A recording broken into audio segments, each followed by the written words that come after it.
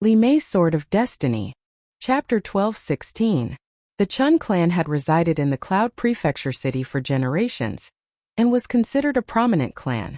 Although it couldn't be considered a power of the upper echelons, at least as long as they didn't offend a Celestial King tier powerhouse, they wouldn't have to worry about survival. As for Immortal King-level characters, they naturally wouldn't dare to antagonize them. The major powers that settled down in the immortal realms were all very cautious, especially in a capital city like the Cloud Prefecture. Today was the wedding day of the Chun clan's daughter, Chan Yi, and it was especially lively. Many guests arrived one after another. These were all the relatives and friends of the Chun clan. They had been rooted in the Cloud State City for many years, and through marriage or apprenticeship, they had a wide network of friends and had long become part of the Cloud State City. Congratulations, little E. A magnificent scene could be seen in the sky. Great demons came whistling over. Winged pure white snow lion king, irascible giant eagles and flying beasts pulled carriages in the sky. They all landed on the ground and congratulated the people who welcomed them. Elder brother, congratulations. A young man walked over with a smile. Huyen, don't stand on ceremony. Hurry up and go in with Shui. The young man who came to greet them smiled and shook his head. The people who came were his younger sister and brother-in-law. If his younger sister, Chen Yi, also had someone like Huyen, he would feel at ease. After all, the Hu clan was a prestigious clan that was on par with their Chang clan.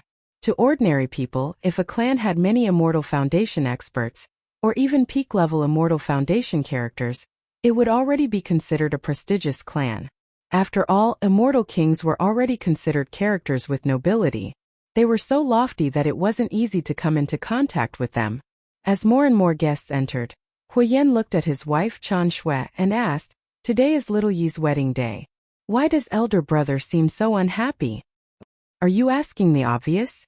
Chan Shui glared at Huyen as she spoke.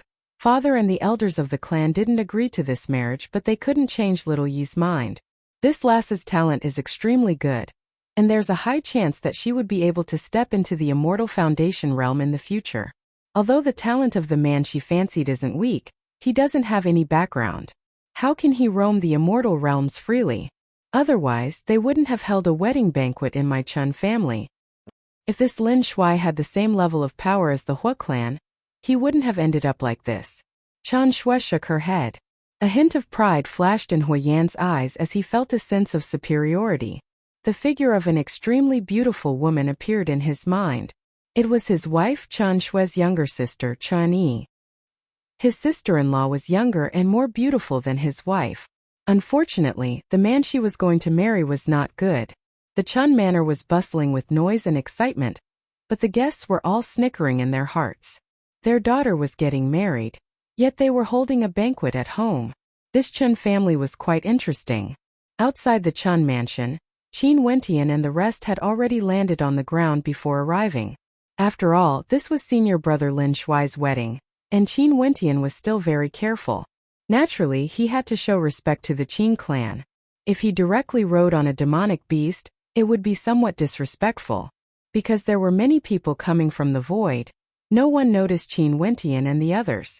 It was not until they walked into the Chun clan that Chan Yi's brother, Chan Ao, saw them and asked with a smile, "You are?" "We are from Lin Shui's sect and specially came here to congratulate him. I'm his master." Sword Sovereign Ling Tian spoke. Chun Ao stared at Sword Sovereign Ling Tian in front of him. He actually didn't exude any immortal might at all. Lin Shui's master was only a character at the Celestial Phenomenon realm. Chun Ao couldn't help but feel greatly disappointed. "Uncle Fong, welcome." Chun Ao walked past Sword Sovereign Ling Tian, abandoning them as he went to welcome another group of people. Sword Sovereign Ling Tian's countenance instantly turned incredibly unsightly, as though he was extremely unhappy. The person getting married today was his disciple, yet the people of the Chun clan actually had such an attitude? The old ancestor of the Battle Sword sect walked over and patted his shoulder. "Today we are here to congratulate you. Let's enter." Everyone entered.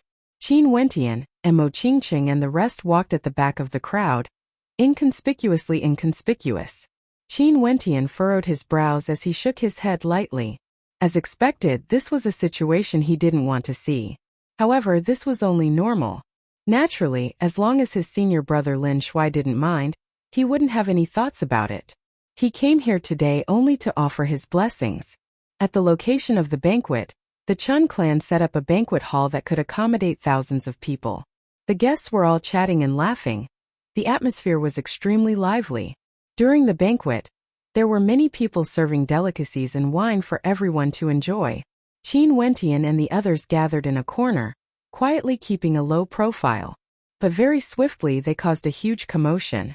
This commotion naturally wasn't caused by Qin Wentian or those from the battle sword sect. Rather, it was because of the beauty of the maidens. This was especially so for Mo Qingcheng. She was like the most dazzling female lead in the crowd. It was very hard not to notice her. Not to mention Purgatory, Qin Yao, Luo Huan, Lu Bingyu and the others beside her.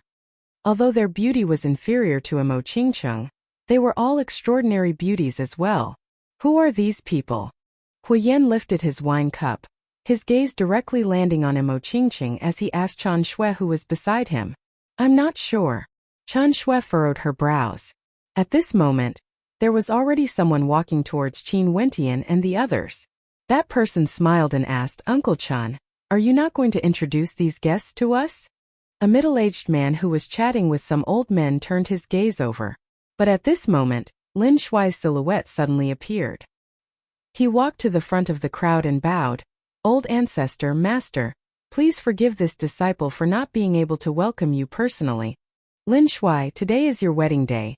There's no need to care about us. The old ancestor of the battle sword sect straightforwardly spoke. Lin Shui's wife Chen Yi pays her respects to all the elders. The maiden beside Lin Shui was clad in a luxurious red phoenix feather robe, exuding a sense of nobility and elegance. Right, Lin Shui, treat Miss Little E well. The old ancestor of the battle sword sect happily nodded his head. Senior brother, congratulations. The disciples of the battle sword sect all smiled as they congratulated Lin Shui. Qin Wentian pulled Mo Qingcheng over as he smiled.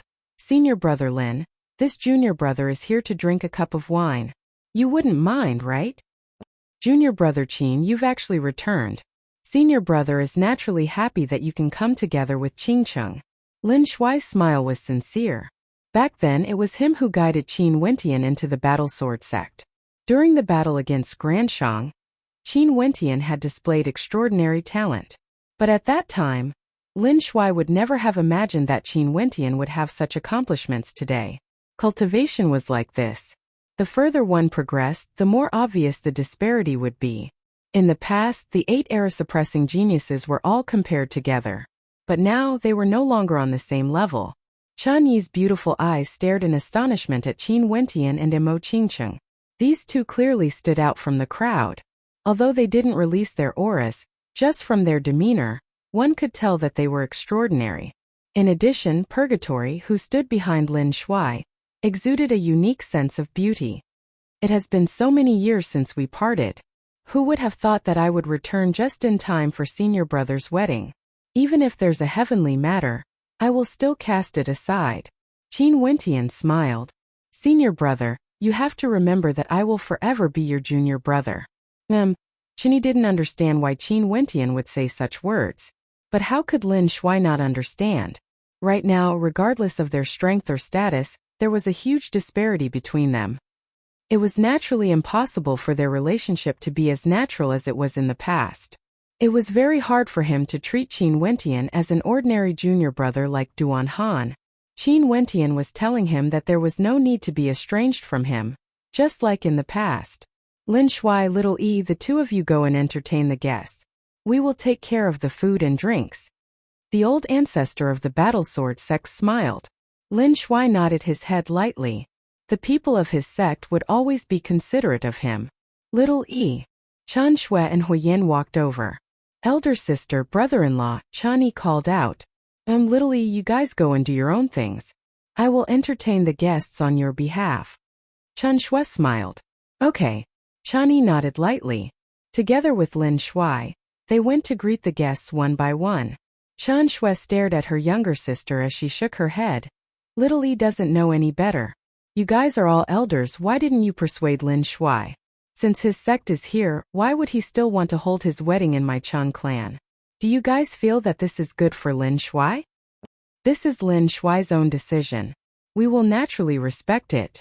Sword Sovereign Ling Tian wasn't in a very good mood today. It was only because this was the day of his disciple's wedding that he endured it. You guys are the ones who know your own limitations. But since this is the case, why didn't you persuade Lin Shuai to leave little E?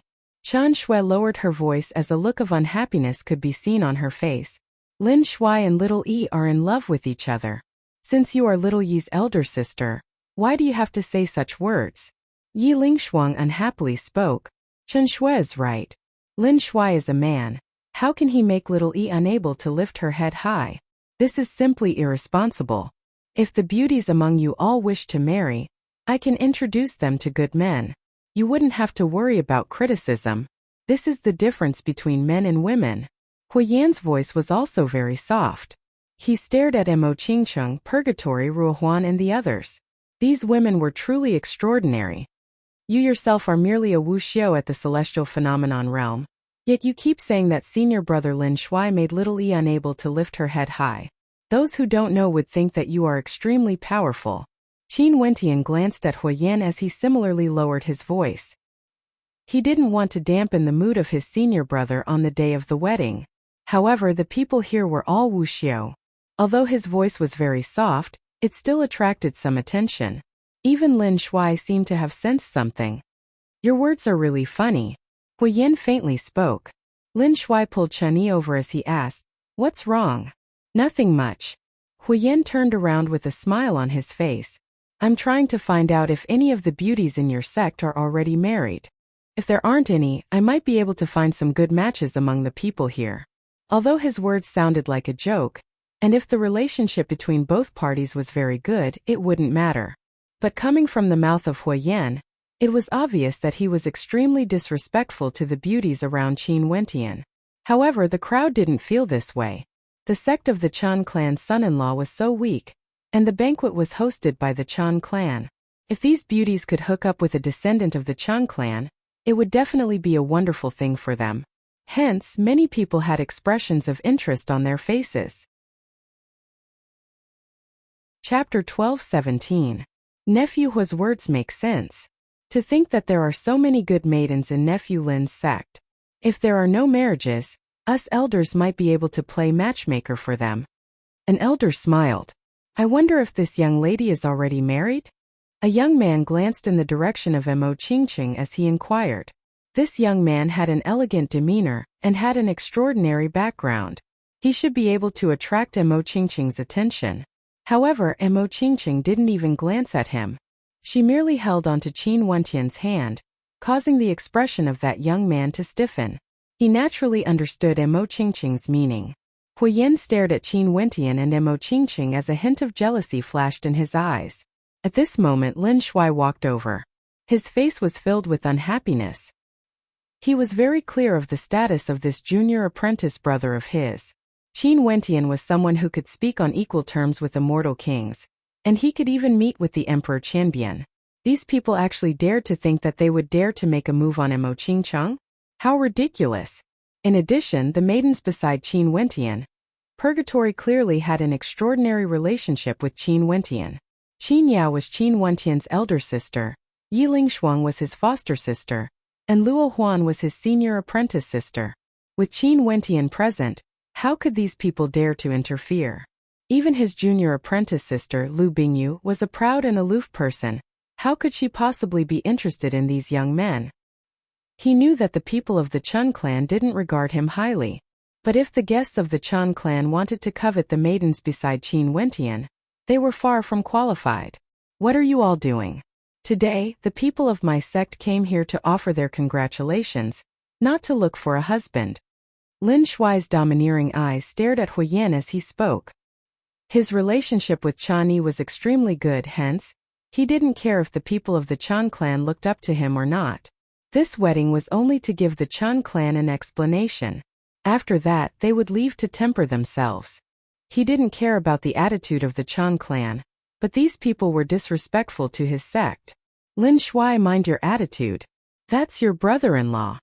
Chan Yi's elder brother, Chan Ao, walked over and coldly spoke. Hui Yan smiled at Lin Shuai as though he was watching a play. Everyone also had expressions of interest on their faces. Chun Ao was the elder brother of Lin Shuai and Huyen, and he had the same relationship with Lin Shuai and Huyen. But at this moment, he was berating Lin Shuai, who was about to get married, and shielding Huyen. From this, one could see the attitude of the Chun clan towards Lin Shuai. "Senior brother, it's all right."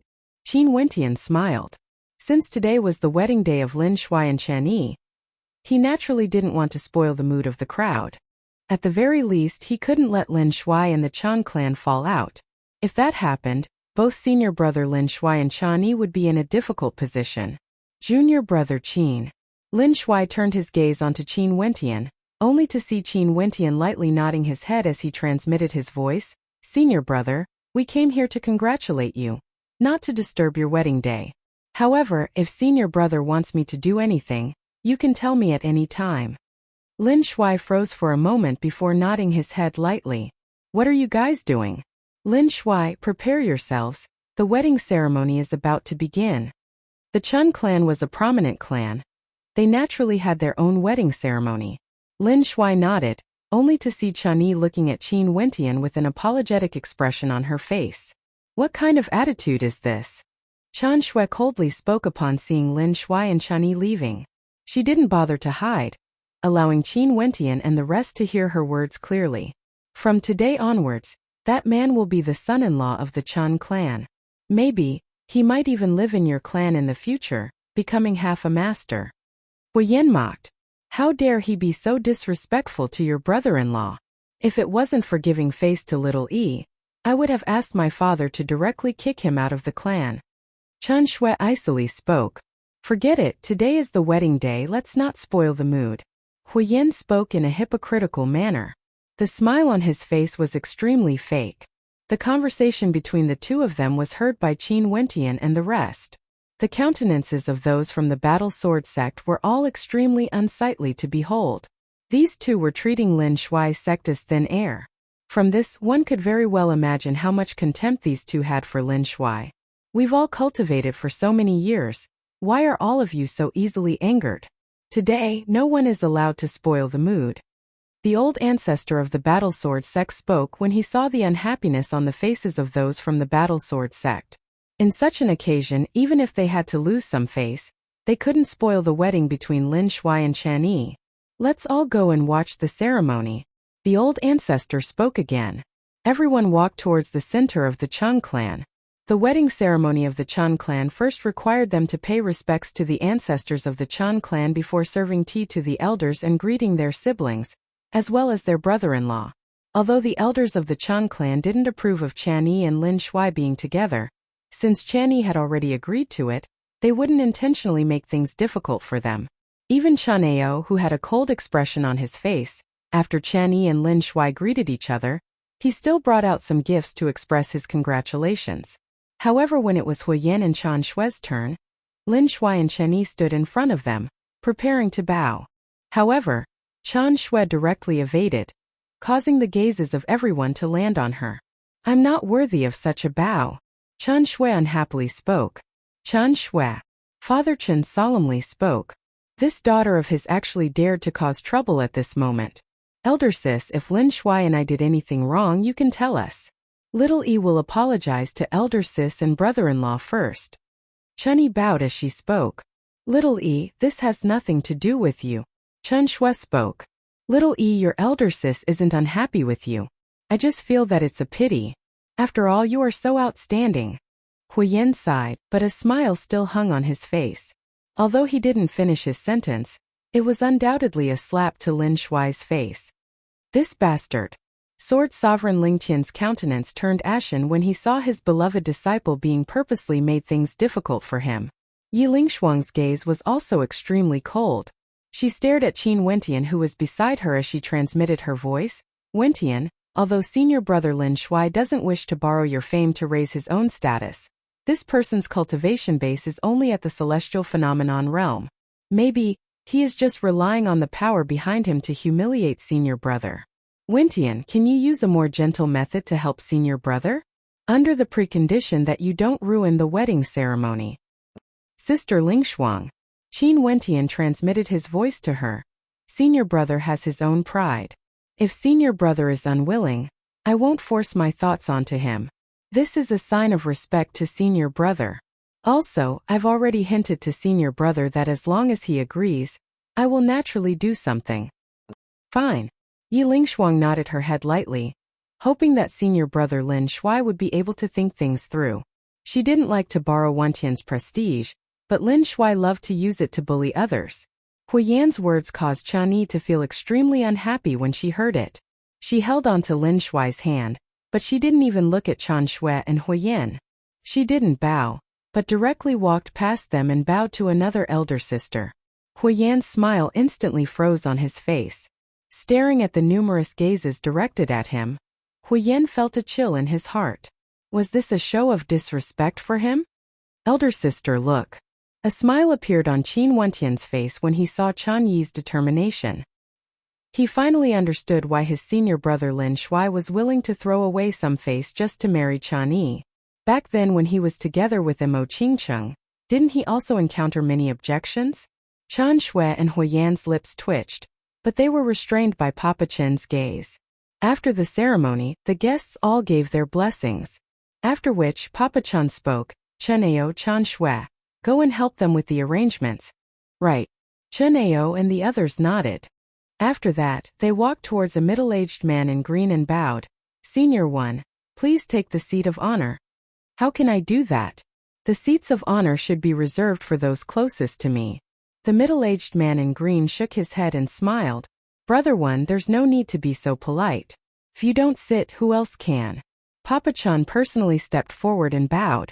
This middle-aged man's status was extremely high, and he came from an extremely powerful clan that belonged to an immortal king power. There was an immortal king expert in his clan who lived not too far away and had some friendship with Papa Chan. This was why he came here to attend this banquet. Since this is the case, it would be impolite of me to refuse. The middle-aged man in green nodded. The middle-aged man in green sat at the seat of honor. Many people clasped their hands to greet him as they chatted with him. Chanao, Chan Shui and the others continued to arrange the seats of the guests. Qin Wentian and the others from the Battle Sword sect were completely ignored. Seeing that the seats were almost full, even the serving maids were seated at the very back. Only now did Chan Shui and Huiyan walk over. Huiyan smiled. Everyone, my apologies. Before this, we didn't know that Lin Shuai also had a sect. Hence, we weren't able to prepare so many seats for the guests. Why don't you all take the seats at the very back? The people from the Battle Sword sect all had cold expressions on their faces. Yi Lingshuang coldly spoke. Is this the Chan clan's way of etiquette? We didn't even invite you guys in the first place. You guys actually came here on your own accord. Could it be that you guys want to sit at the top with your status? Chan Shui impolitely spoke in a low voice. Do you guys know who Senior One is? He's an expert from an Immortal King clan. Do you guys think that you are qualified to sit together with him? Lin Shuai stood on the ceremonial stage. There was no trace of a happy smile on his face. Today was his wedding day and he didn't really care about his face. However, he didn't expect that the people from the Chan clan would intentionally make things difficult for those from his sect. Chan Shui's words entered his ears without missing a single word. Ladies, if there aren't any seats, feel free to squeeze a little. A young man smiled as he glanced at the beauties from the Battle Sword sect. His tone contained hints of mockery. That young man also came from a powerful clan and hence, he didn't feel any taboo. That senior one kept staring at Qin Wentian in the direction of the Battle Sword sect. His eyes gleamed with sharpness as he asked Father Chan, "What's the name of that handsome young man in white?" "They are from Lin Shuai's sect. That young man should be his junior apprentice brother, but he should have encountered some good fortune. His aura is extraordinary and his aura is retracted." However, the two beauties beside him seemed to be at the Immortal Foundation realm. Father Chun spoke in a light voice. He didn't really care about a few Immortal Foundation experts.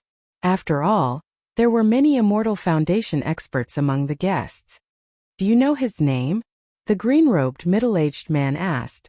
Before this, I heard Lin Shuai referring to him as Junior Apprentice Brother Qin. "Do you need me to ask him?" Father Chen asked. "Qin." The heart of the green-robed middle-aged man trembled.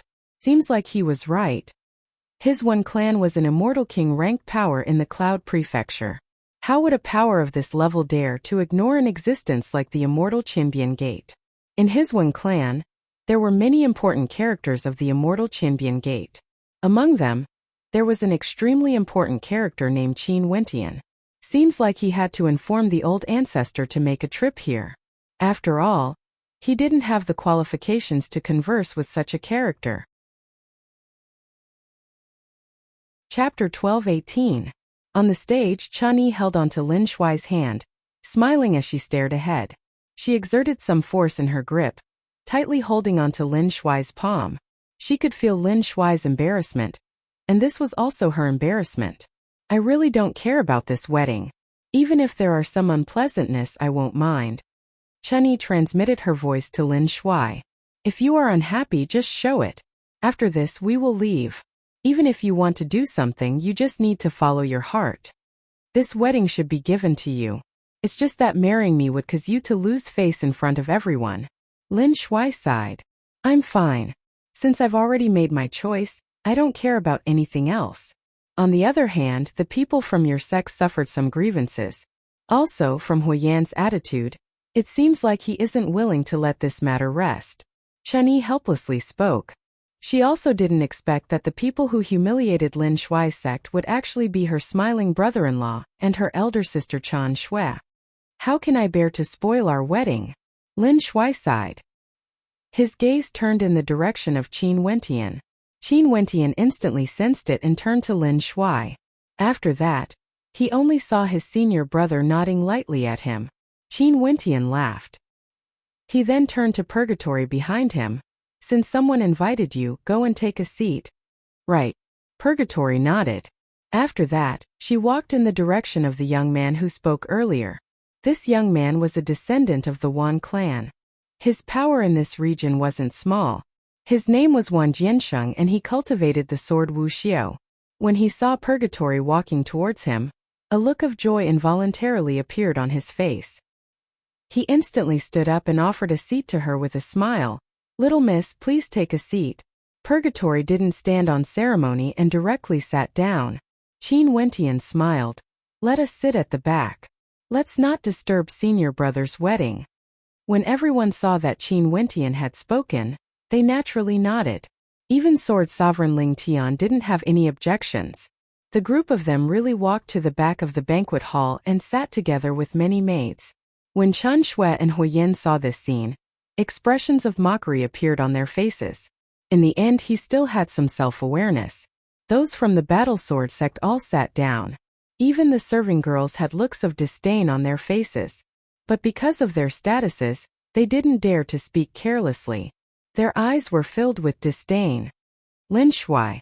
Chun-Yi glanced at Lin Shuai beside her. Leave it to junior apprentice brother Qin. Lin Shuai held onto Chun-Yi's hand as he spoke. Chun-Yi had a puzzled expression on her face. Leave it to junior apprentice brother Qin? Let's go toast. Lin Shuai no longer cared about the attitudes of the crowd. Originally, he didn't want his relationship with Chun-Yi to be tainted by external impurities. He only wanted it to be simple and simple. However, it seemed that these impurities were everywhere. He didn't want to use Qin Wentian's identity to show off his strength, but because of this, others would look down on him and even humiliate him. In that case, he could only let junior brother Qin Wentian handle it. Of course, he believed that with Qin Wentian's current status and his experience in the immortal domain, he would definitely be able to handle the matter perfectly. All right. Hearing Lin Shuai's words, Chun-Yi naturally didn't take it to heart. She walked towards the banquet with Lin Shuai and raised her cup to the green-robed middle-aged man. Lin Shuai, little E, this is Senior One. Father Chun intentionally introduced. Senior One. Lin Shuai raised his cup in a manner that was neither servile nor overbearing. His words caused Father Chun to furrow his brows. This Lin Shuai didn't know how to read the situation. The person he personally introduced clearly had an extraordinary status, yet Lin Shuai merely greeted him in a casual manner. However, the green-robed middle-aged man didn't seem to mind. He directly stood up and smiled at Lin Shuai. Noble nephew, Lin Shuai's demeanor is extraordinary. I believe that in the future, you will have a bright future ahead of you. I hope that noble nephew and niece will be able to grow old together. Mr. Fong, there's no need to be so polite. Father Chun hurriedly spoke, indicating for the middle-aged man to sit down. However, the green-robed middle-aged man waved his hands. It's what I should do, it's what I should do. If noble nephew and niece are free in the future, you can come visit my Fong clan often. We will definitely treat you as esteemed guests. After speaking, he drained his cup in a single gulp, appearing extremely forthright. After that, he stared at Lin Shuai with interest, as though he admired Lin Shuai. This caused Lin Shuai and Chani to feel somewhat puzzled. However, they didn't think too much about it and continued to toast to the guests. Chaneo, Chan Shui, and the others also accompanied them to toast to welcome the guests. After all, there were so many guests, their brothers and sisters naturally had to help out. However, as they walked, Huyen walked towards Qin Wentian and the others who were seated at the end of the line. He smiled. Everyone, you all came from afar, I've truly wronged you all. It's just that this is how the prestigious clans of the Battle Sword sect are. Everything depends on one's status. The meaning behind his words was naturally that those from the Battle Sword sect who were seated at the end of the line had a lower status. Hence, it was only natural for them to behave in such a manner. Naturally, we won't. Yi Lingshuang coldly replied. There's no lack of snobbish people everywhere. If we take offense, wouldn't we be asking for a snub? In addition, it's fine if some snobbish people have the capital to do so. But they are clearly ant-like characters, yet they still think they are lofty existences. Do you really want to bother with such shameless blind people? Huiyan's gaze froze, staring at the coldness in Yi Lingshuang's eyes. An expression of interest involuntarily appeared in his eyes as he smiled. This young miss probably hasn't seen much of the world and thinks that just being at the celestial phenomenon realm is already a lofty position. If you are still single, why don't you follow me to my clan to broaden your horizons? Maybe you might even have a chance to become a concubine of an immortal. We came from a small place and truly haven't seen much of the world. Hence, we have always maintained our humility. Unlike you, a mere celestial phenomenon ascendant like Wu Xiao, you are even more arrogant compared to immortal kings. Yi Lingshuang sarcastically spoke. When she was at the immortal Qianbian Gate, she had interacted with immortal kings before. All of them had warm smiles on their faces, exuding elegance and grace. How could she be so despicable? Immortal king? Huyen had a mocking smile on his face. Using such a method to elevate yourself? Aren't you being too vain? Such lofty existences, how could they even meet them? As he spoke, he poured the wine in his cup onto the ground and departed. How was he here to propose a toast? Son-in-law Hua is a direct descendant of the Hua clan, and has a chance to inherit the position of clan leader in the future. His status is extraordinary, and since you guys are the seniors of his sect, comparing the two of you. A serving girl at the side spoke in a light voice. The serving girls all lowered their heads and giggled. These people were truly shameful. To think that I was actually looked down upon by a serving girl. Qin Wentian speechlessly smiled bitterly. On the other side, Wang Jiansheng stared at Purgatory beside him. The more he looked at her, the more his heart stirred. Purgatory exuded an innate demonic sense of beauty, causing the heartbeats of people to quicken involuntarily. I wonder if this beauty has someone in mind? Wang Jiansheng moved closer to Purgatory. His hand that was holding onto the wine cup moved towards Purgatory's arm. But at the instant his hand came into contact with Purgatory's arm, he screamed in shock. The wine cup directly fell to the ground as his arm trembled. Everyone turned their gazes over. Purgatory stared at Wang Jiansheng and asked, "What's wrong?" "Nothing." Wang Jiansheng frowned. Earlier at that instant, he felt a warm current flowing into his hand, causing him to feel some piercing pain. Everyone shifted their gazes away. Wang Jiansheng continued to probe with his words, but Purgatory merely sat there coldly, as though she couldn't be bothered to waste her breath. But the more she acted this way, the more Wang Jiansheng's heart itched. He coldly laughed in his heart. Someone from Lin Shuai's sect had such a despicable status. Although this woman was beautiful, how could she be mentioned in the same breath as him? Even if he wanted to marry this woman, it would be extremely easy. Yet, this woman actually didn't even bother to glance at him. When he thought of this, Wang Jiansheng's heart stirred. When he stared at Purgatory's flawless face, His guts grew bigger. With a twist of his body, he actually pretended to fall over as he lunged towards purgatory. However, there wasn't any panic in his eyes. He stared fixedly at purgatory's ample bosom as his devil claws stretched out. Arg! A scream of misery rang out. Wang Jianxing naturally didn't manage to touch purgatory. At the instant his devil claws stretched out, a terrifying heat current directly gushed into his body. Half of his body was instantly charred black as he screamed in agony. This scene shocked everyone so much that they stood up and turned their gazes over. Jiansheng, a middle-aged expert from the leader's seat, flashed over. When he saw Wang Jianxing's injuries and how one of his arms was crippled, his expression instantly turned ashen as he stared at purgatory. Lowly slave. This expert couldn't care less that this was Lin Shuai's wedding. Huiyan and Chen Shui immediately flew over. Huiyan stared at purgatory as he spoke. How dare you act so viciously on the wedding day? As expected of a bunch of trash from a major power.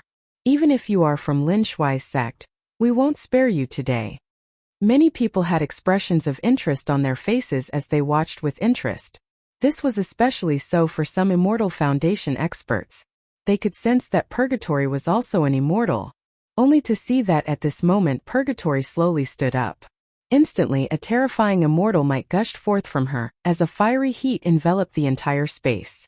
For a moment, Huiyan, who was at the front, was directly suffocated by the pressure as he perspired profusely. How powerful! At this moment, the eyes of many flashed with shock. The cultivation base of this woman was so high. Even the expressions of those Immortal Foundation experts changed as they all stood up in shock. Who did you guys say is a lowly slave? Purgatory's expression was as cold as ice. She stared at Huiyan and the middle-aged expert beside Wang Jiansheng. Even that middle-aged expert felt a sense of pressure under Purgatory's pressure. One must know that his cultivation base was at the 6th level, and the aura of this woman wasn't any weaker compared to him. Lin Shuai, Chen Yi and the others also arrived. Chen Yi's eyes flashed with shock. This woman was actually so powerful. Father Chen also arrived. The middle-aged expert beside Wang Jianxing had an ashen expression as he spoke. Brother Chen, how does Brother Chen intend to deal with the fact that my son's arm was crippled during the wedding? This woman is too impudent, she actually dared to display her might in public. Huiyan's father also walked over, standing in front of Huiyan as he coldly stared at Purgatory. On the other side, Qin Wentian slowly put down the wine cup in his hand as he inclined his head. Chapter 12:19. Father Chen glanced at Purgatory before checking the injuries on Wang Jianxing's arms. Although they were destroyed by immortal energy, they could still be healed with precious immortal medicines. Brother Wan, our Chen clan will do our best to treat the injuries of virtuous nephew. Father Chen spoke to Wang Jianxing's father. The Wan clan was equal to his Chen clan. He naturally couldn't afford to offend them. As for you, Father Chen stared at Purgatory with a look of surprise on his face. Before this, he already felt that this maiden's aura was extraordinary, and there was a high possibility that she was an Immortal Foundation character. Seems like it was true now, and she was even stronger than he had expected. Lin Shuai's sect still had many geniuses that appeared. Their strength had already surpassed the elders of the sect. My Chen clan will treat his injuries. Miss, just apologize. Father Chen spoke. Brother Chen, is an apology enough? How would Wang Jianxing's father let this go so easily? What does Brother Wan want? Father Chen asked. This maiden is too arrogant. Hand her over to me and I will bring her back to the Wang clan. Wang Jianxing's father spoke. Father, it's already a grievance for little E to marry Lin Shuai. To think that someone from Lin Shuai's sect actually dares to be so arrogant. This is simply unforgivable. Huiyan coldly spoke.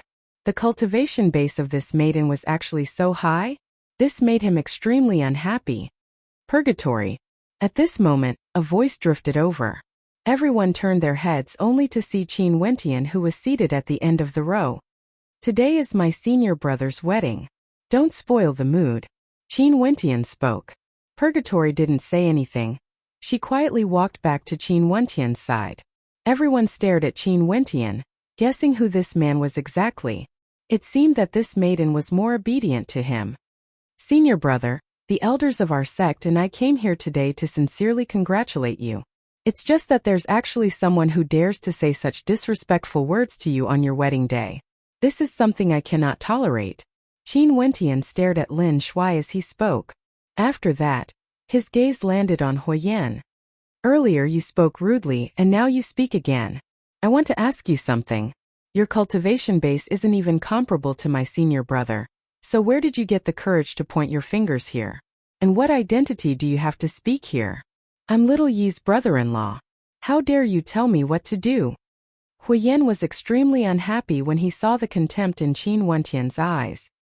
Since you're my brother-in-law, you should be of the same generation as my senior brother Lin, and your relationship should be equal. Even if your cultivation base is lower than his, what right do you have to talk so much? Qin Wentian said.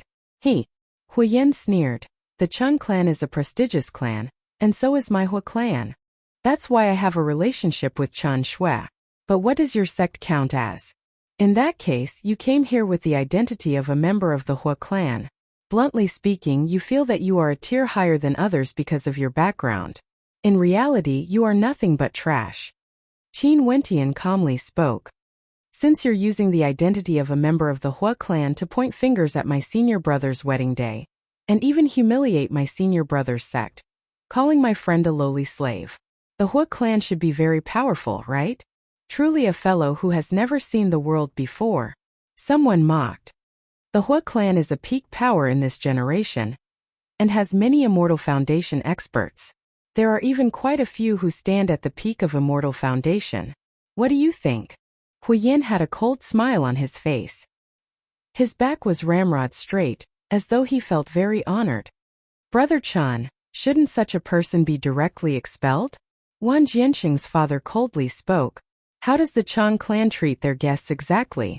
At this moment another person spoke. Just when Father Chun was preparing to express his stance, the green-robed middle-aged man from the Fong clan walked over with a look of unhappiness on his face. Father Chen's heart trembled. He didn't expect that the people from Lin Shuai's sect would actually anger him. Most probably it was because of that female who injured him. Seems like he could only expel the people from Lin Shuai's sect. You guys are truly laughable. Chun Ao stared at Qin Wentian and the others as he berated. Wang Jianxing's father and Huoyan's father both had smiles on their faces as they stared at the green-robed middle-aged man walking over to uphold justice. Brother Fong. The few of them bowed. These people are too arrogant. I didn't expect that Brother Fong would be alerted. Huoyan's father spoke. Uncle Fong, there's no need to trouble you with this matter. Huoyan bowed to the green-robed middle-aged man, extremely polite. Who's your uncle? All of a sudden, a cold voice drifted over. Huoyan froze as he inclined his head and stared at the green-robed middle-aged man. He only saw coldness flickering in the eyes of the middle-aged man as he icily spoke. As the son-in-law of the Chun clan, you actually dare to humiliate the people from Lin Shuai's sect in such a setting? Don't you feel that your status is too high and mighty? Brother Fong. Huoyan's father's mind spun. He completely couldn't understand why the green-robed middle-aged man would have such an attitude. This person came from an immortal king power and had a respectable status. However, he was humble and didn't put on airs. If there wasn't a reason, he wouldn't have acted in such a manner. Huahan, how can you teach your son like this? I thought you were someone worth befriending in the past. From today onwards, I Fong will sever all relations with your Hua clan. The green-robed middle-aged man spoke in a booming voice, his words causing everyone in the surroundings to be stunned. They had no idea what was going on exactly. What was going on exactly? Fong. Wang Jianxing's father, who was at the side, called out in a trembling voice. And you? Before Wang Jianxing finished speaking, the green-robed middle-aged man turned to him and spoke. Wang Jianxing publicly took liberties with someone from Lin Shuai's sect. Do you think we're blind? This small lesson is already considered a light punishment. You actually want the Chun clan to hand Wang Jianxing over to you? Do you think the Chun clan has the qualifications to capture someone from Lin Shuai's sect? Brother Fong, please calm your anger. Father Chun consoled. Brother Chun. The green-robed middle-aged man glanced at Father Chun. Father Chun relaxed when he heard that the way the middle-aged man addressed him didn't change. Chun Shui and Huoyan are too outrageous. If you encounter anything, don't protect the two of them. Moreover, today is the day of little E and nephew Lin Shuai's wedding, so it should be a joyous occasion. How can we allow these rascals to cause trouble on such a joyous occasion? The green-clothed middle-aged man lectured earnestly. Brother Fong is right. Father Chun hurriedly nodded. He suddenly recalled the attitude the middle-aged man had towards Lin Shuai. Noble nephew Lin Shuai? Also earlier, this middle-aged man seemed to have inquired about Lin Shuai's junior brother. Could it be Father Chun was naturally an intelligent man? When he thought of this, a light flashed through his mind. Could it be that this middle-aged man originated from some aristocratic clan? However, he didn't understand. If this was the case, why would he join such a weak sect like Lin Shuai? The Hua and Wang clans are too outrageous. In the future when we meet, just treat us as strangers.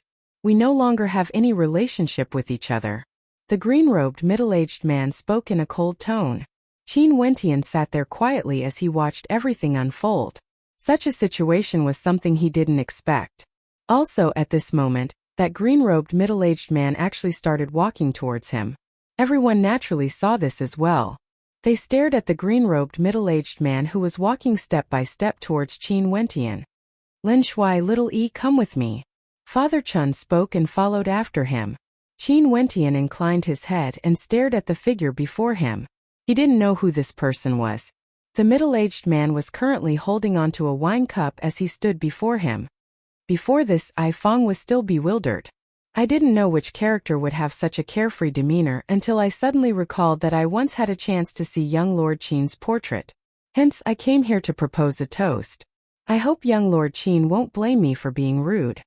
As he spoke, under the shocked gazes of everyone, this green-robed middle-aged man who was so domineering when facing the major characters from the Hua and Wan clans, was now holding onto a wine cup with both hands as he respectfully leaned forward. His back was extremely low, as though he was looking down on Qin Wentian.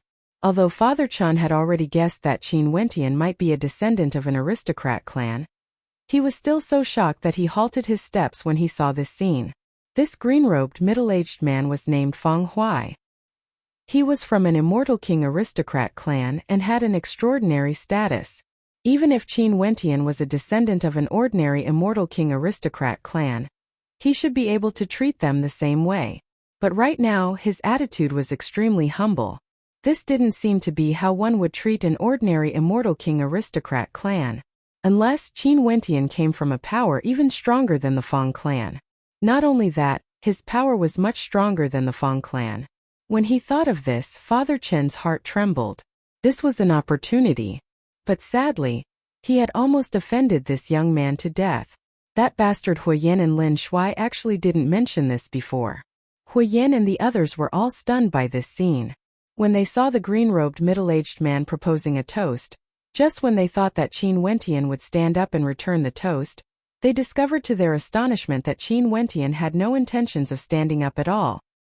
He only quietly stared at the green-robed middle-aged man, thinking that this man was truly an intelligent man. How could it be that he just found out about his identity? Clearly, he already knew about it long ago, but he didn't warn Father Chun, choosing to wait quietly until an opportunity to befriend him appeared. Only then did he unhesitatingly step out to express his goodwill. This green-robed middle-aged man naturally couldn't be considered a good person. Naturally, Qin Wentian didn't mind the intentions of this man. The appearance of this middle-aged man at this moment was indeed timely. Hence a strange scene appeared. The descendant of an Immortal King aristocrat who was sitting at the head of the table, a lofty character, simply stood there with his wine cup in hand, not showing any signs of impatience at all. Yet, the young man quietly sat there, appearing extremely calm. Father Chen's heart pounded even more violently when he saw this scene. He simply didn't dare to continue guessing. Who exactly was this young man? Lin Shuai, who is your junior brother? Father Chun transmitted his voice to Lin Shuai. Lin Shuai glanced at him, silently sighing at the reality of human nature. He didn't want to borrow the prestige of his junior brother, but instead, he was treated with disdain and his sect was humiliated. However, even before Qin Wentian stated his identity, he, his father-in-law, was already feeling uneasy. At this moment, An incomparably terrifying aura suddenly gushed over. The crowd inclined their heads in shock, only to see a supreme silhouette descending from the sky. We pay our respects to the old ancestor.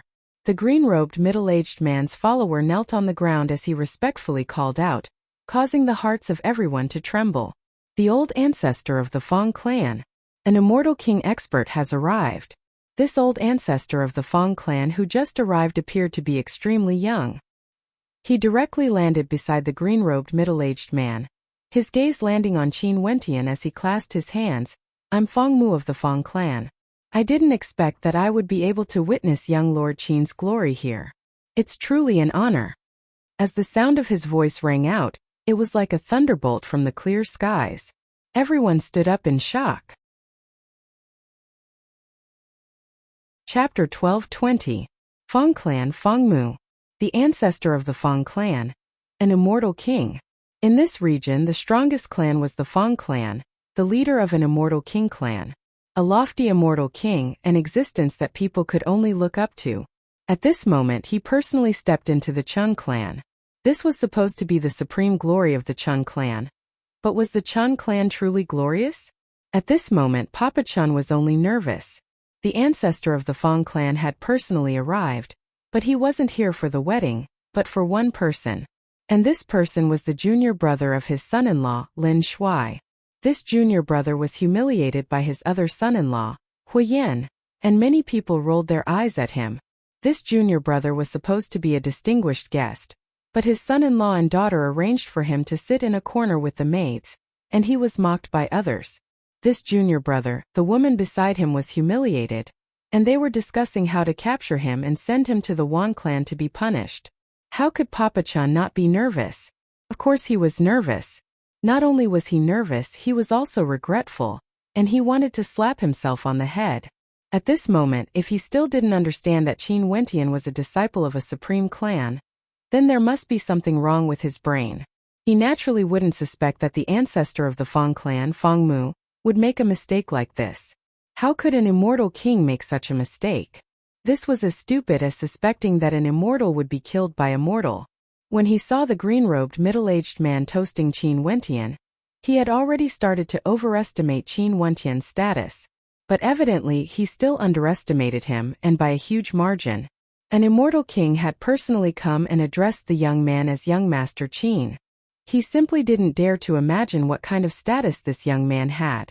People of such status were usually people he could only look up to. They were high above and he couldn't afford to get close to them. But when this young man came to their clan to attend a banquet, they treated him like this. One could well imagine Papa Chun's current mood. Huyen Chan Shui Chuneo, these bastards. Papa Chun cursed in his heart. My junior brother is from the immortal Qinbian Gate. At this moment, Lin Shuai's voice traveled into Papa Chun's ears, replying to his words. At this moment Papa Chun's heart violently twitched, and he sucked in a breath of cold air, feeling that his mind was a little muddled. So that was the case. No wonder. An immortal king faction? The Thousand Transformations Immortal sect was on equal footing with the Eastern Sage Immortal sect. They controlled 6 prefectures and had powerful immortal emperor-level existences. Wan Jianxing's father, Huyan's father, both of them were so frightened that their countenances turned pale. Earlier, they had actually offended Qin Wentian. They naturally understood what this meant. This meant that a single sentence from Qin Wentian could cause their entire clan to be annihilated from the Cloud Prefecture. Mu Clan of Mu. In Mu, the clan Mu Clan, the Yun Mu Mu Mu Mu was Chan was and Mu. King Mu Mu Yun Yun Clan Mu and they Mu Mu Chen Mu Mu Mu and Clan and King had personally Clan Mu Mu Chan Shui Mu. Mu, let alone them, even Lin Shuai's wife Chan Yi, had her beautiful eyes frozen. Everyone stood up in shock. After that they quietly stared ahead. The immortal king stood before Qin Wentian. Qin Wentian was still seated, as though he had no intentions of standing up. Senior Fong is too polite. Please take a seat. Qin Wentian smiled.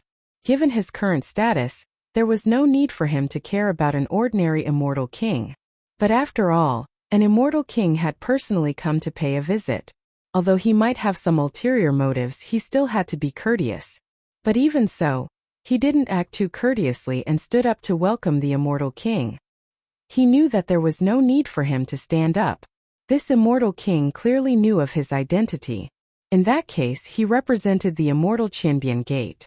For a character who was known as the disciple of the Emperor Qianbian, why would he need to stand up and pay his respects to an ordinary immortal king of the Cloud Prefecture? Upon seeing Qin Wentian sitting there as though it was a matter of course, Feng Mu didn't have any strange expressions on his face. He actually sat opposite of Qin Wentian, causing the hearts of everyone to tremble. An immortal king didn't even stand up when he came. Who was this man exactly? At this moment, Father Chen was no longer able to remain calm. An immortal king actually sat at the end of the banquet? Was this even possible? Senior. Father Chen walked over and respectfully stood there. Senior, please move to the main seat. Since young Master Qin is here today, I came to pay a visit. I am merely accompanying him. Wherever young Master Qin sits, I will naturally sit there. Feng Mu calmly smiled. As an immortal king, there was no need for him to deliberately flatter Qin Wentian. However, his words were still extremely beautiful. There was no other reason. What sort of character was Qin Wentian? It was rumored that he was the disciple that the Emperor Qianbian valued the most. For him, Qin Wentian had even started a war with the Dongshangshan Gate.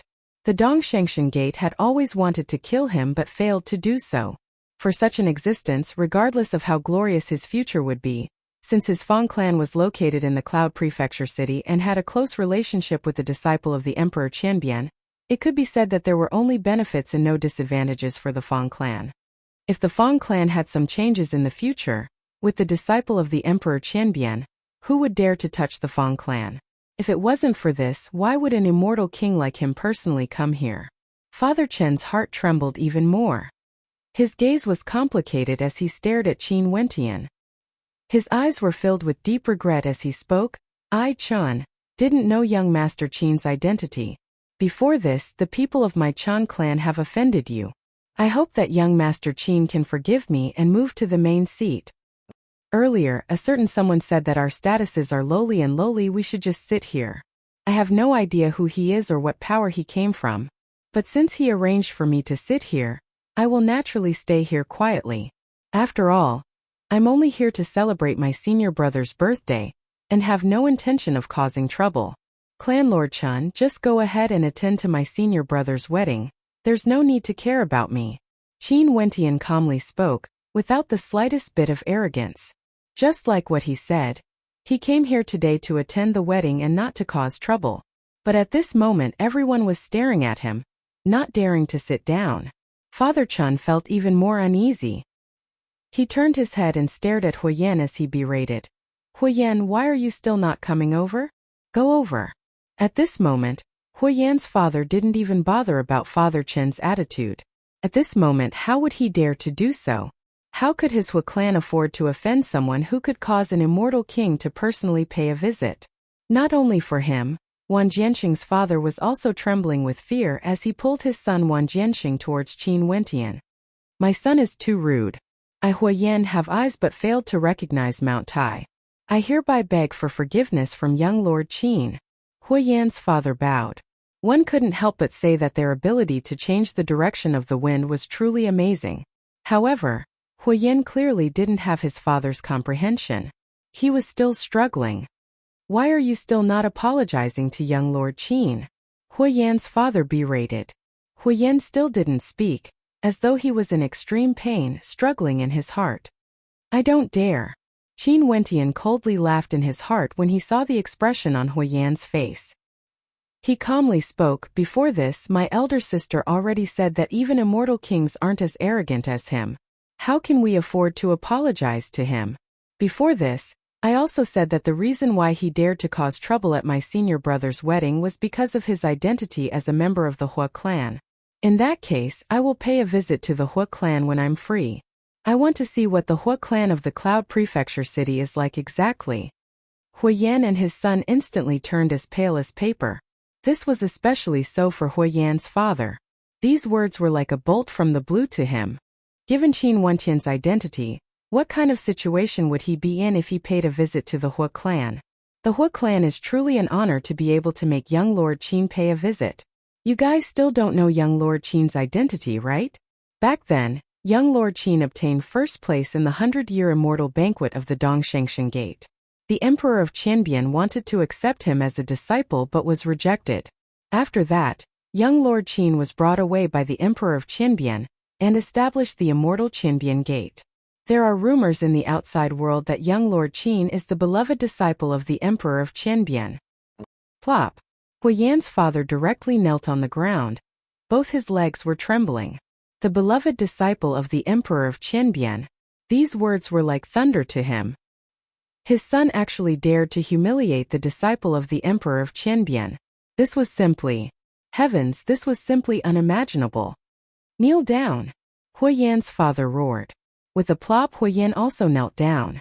The last bit of pride he had was directly shattered.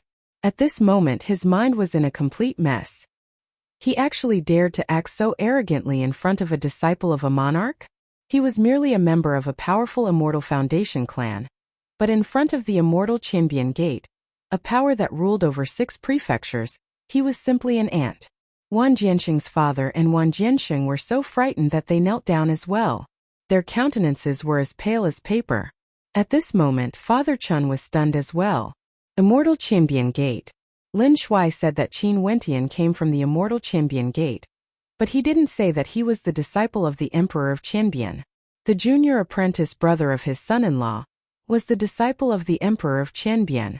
Qin Wentian came to his home to attend his daughter's wedding and was actually humiliated, sitting at the very end.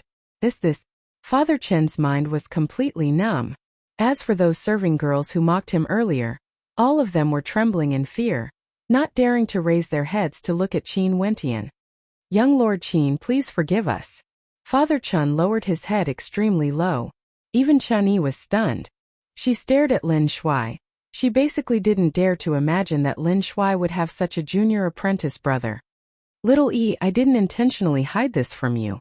Junior apprentice brother Qin is my junior apprentice brother from our particle world. Later on, he was able to reach where he is today because of his own talent. Our sect is already under his protection and protection. I don't wish to use the name of my junior apprentice brother to attract too much attention. Lin Shuai transmitted his voice to Chani. Chani slowly nodded her head, returning to her senses. She walked forward and spoke to Qin Wentian. Young Lord Qin, if my father has done anything inappropriate, I hope you won't blame him. Sister-in-law, what are you saying? Qin Wentian hurriedly stood up. He could ignore these people, but since Chani was here, he naturally had to stand up. Senior brother Lin Shuai doted on this junior apprentice brother of mine very much back then, treating him like an elder brother. His wife is also my kin. Sister-in-law, you can just call me Wentian. Qin Wentian's voice was gentle, his words causing the gazes of everyone to look at Chani in a different light. The sister-in-law of the beloved disciple of the Emperor of Qianbian. This wasn't an ordinary status. Father Chen's heart pounded violently. In the future, the Chun clan would have to depend on Little E and Lin Shuai. In the future, he would definitely do his best to make up for the mistakes he made today. Chapter 12:21. Chani could naturally feel a sense of closeness from Qin Wentian. Most probably, Lin Shuai and Qin Wentian had an extremely good relationship back then, which was why he treated her as his kin. If not, how could she be acquainted with such a character? Wentian. Chani didn't act pretentious, she smiled and called out. Qin Wentian's smile grew even gentler. His gaze landed on Mo Qingcheng, who was beside him. Mo Qingcheng walked up, causing the gazes of everyone to land on her. Right now, when they looked at Mo Qingcheng again, they only felt that she was like a celestial maiden from the heavens, unreachable. She was Qin Wentian's woman. What was laughable was that earlier, there were actually many people who had the ridiculous thought that it was a pity for such a beauty to follow Qin Wentian. Sister Little E, this is a small token of our sincerity. Congratulations to you and senior brother. Mo Qingcheng took out an interspatial ring and passed it to Chani. Chani started, she stared at Lin Shuai only to see Lin Shuai nodding his head lightly. Since this is the sincerity of junior brother Qin and sister-in-law Qingcheng, just accept it. Chani nodded lightly. smiling sweetly at Emo Qingcheng as she spoke in a low voice. Qingcheng, you are so beautiful. Sister Little E is the same as well. Emo Qingcheng smiled. Those from the battle sword sect all stood up. A moment later Huyan Wan Jiansheng and the others all retreated, kneeling at the side. Sword Sovereign Ling Tian, Yi Lingshuang and the others all felt that they had finally vented their anger. If it wasn't for Qin Wentian, they would have to endure this for a long time. Lin Shuai Little E, this is a token of our sincerity. Please accept it. Everyone presented their gifts. Lin Shuai bowed to them. The gifts from the various elders, no matter what they are the most precious to me. If Lin Shuai said this before, he would surely be unhappy and even mocked. But now that he said it like this, no one dared to object. Chan clan leader, those eyesores shouldn't appear here. This is my senior brother's wedding. Just tell these people to scram. Qin Wentian couldn't be bothered to be calculative with these people. These people weren't worthy at all. Young Master Qin, please calm down. We will scram right away. Huyan's father knelt on the ground and hurriedly pulled Huyan and the rest away. Chan Shue's countenance stiffened. She didn't know if she should leave or not. Father Chen glanced at her and spoke. You can scram with your husband. Chan Shue could feel the anger in her father's heart. It was no wonder that she and Huyan were the ones who had insulted Qin Wentian the most. Thinking back to how she had boasted and acted so arrogantly in front of Qin Wentian, she felt so ashamed that she couldn't show her face. She left with her tail between her legs. Lin Shuai was her brother-in-law, a close relative. Her brother-in-law's junior apprentice brother was the disciple of the Emperor Qianbian. Originally, she even had the opportunity to visit a legendary place like the immortal Qianbian Gate. But now she knew that it was impossible. Let alone Lin Shuai and his sect. Even her father and her younger sister wouldn't want to see her again. Those who mocked Qin Wentian's sect and teased the beauties around Qin Wentian all left with their tails between their legs. Since they knew of Qin Wentian's identity, it was clear that he wasn't a celestial phenomenon ascendant. Given his cultivation base, how could he not remember what people said before? Now that he didn't want to bother with them, what else could they do other than scram? Some of the elders of the Chan clan also arrived. After knowing of Qin Wentian's identity, all of them were filled with respect. Their gazes were extremely sharp when they stared at Father Chan, evidently unhappy with him. Young Master Qin, it's better for you to change seats. Father Chen still didn't dare to be the slightest bit casual. Qin Wentian treated Chen Yi well because of Lin Shuai. Although he was Chen Yi's father, his attitude towards Lin Shuai's sect earlier couldn't be considered friendly. Not only that, from how Qin Wentian addressed him as Chan clan lord, it was clear that Qin Wentian wasn't very happy with him. No need, the seats don't matter. It's also not bad to chat with Senior Fong here. Chan clan lord, you can go ahead and do what you need to do. I've already said that I'm merely here to accompany the guests. I only hope that my senior brother and sister-in-law's wedding would be a happy one. Qin Wentian spoke. At this moment, Father Chen also understood Qin Wentian's attitude. He nodded his head. This time he really put his heart and soul into arranging the wedding of Lin Shuai and Chen Yi. He was always by Qin Wentian's side and didn't dare to be casual with Lin Shuai anymore. He didn't even know who his father-in-law was anymore. Qin Wentian and Feng Mu were chatting idly. There were no maids and maids around them, only a few elders of the Chan clan were accompanying them. At this moment, one of the elders raised his cup to Qin Wentian and drank a mouthful of wine. How would he dare to ask Qin Wentian to drink with him? Young Master Qin, what do you think of the Chan clan's clan lord? As soon as Qin Wentian said this, Father Chan, who had been paying attention to them, felt his heart tighten and his face turned slightly pale. The meaning behind Qin Wentian's words was extremely terrifying. As long as Qin Wentian said a word of dissatisfaction, his position as the clan lord would most likely come to an end. Although the Chan clan couldn't be compared to the immortal Qianbian Gate, it was still a distinguished clan. The ones who truly decided the position of the clan lord were the most powerful elders. Why are you asking me about the Chan clan? Qin Wentian frowned and said, as long as my senior brother and sister-in-law are happy, I naturally won't have any opinions. As soon as Qin Wentian said this, Father Chan immediately heaved a sigh of relief. As expected, Qin Wentian was doing this for little Yi's sake. His position as the clan lord would depend on Lin Shuai and Little Yi's attitude in the future. Fortunately, Little Yi was his daughter. No matter what, she would still be on his side. However, when he spoke to Lin Shuai, he became more and more polite. Naturally, there wouldn't be any twists and turns in this wedding. Everyone revolved around Lin Shuai and Chan Yi. Qin Wentian and the others couldn't get close to them, and the other party wouldn't come in contact with them either. They could only build a good relationship with Lin Shuai and Chan Yi. Therefore, they all showed the highest enthusiasm.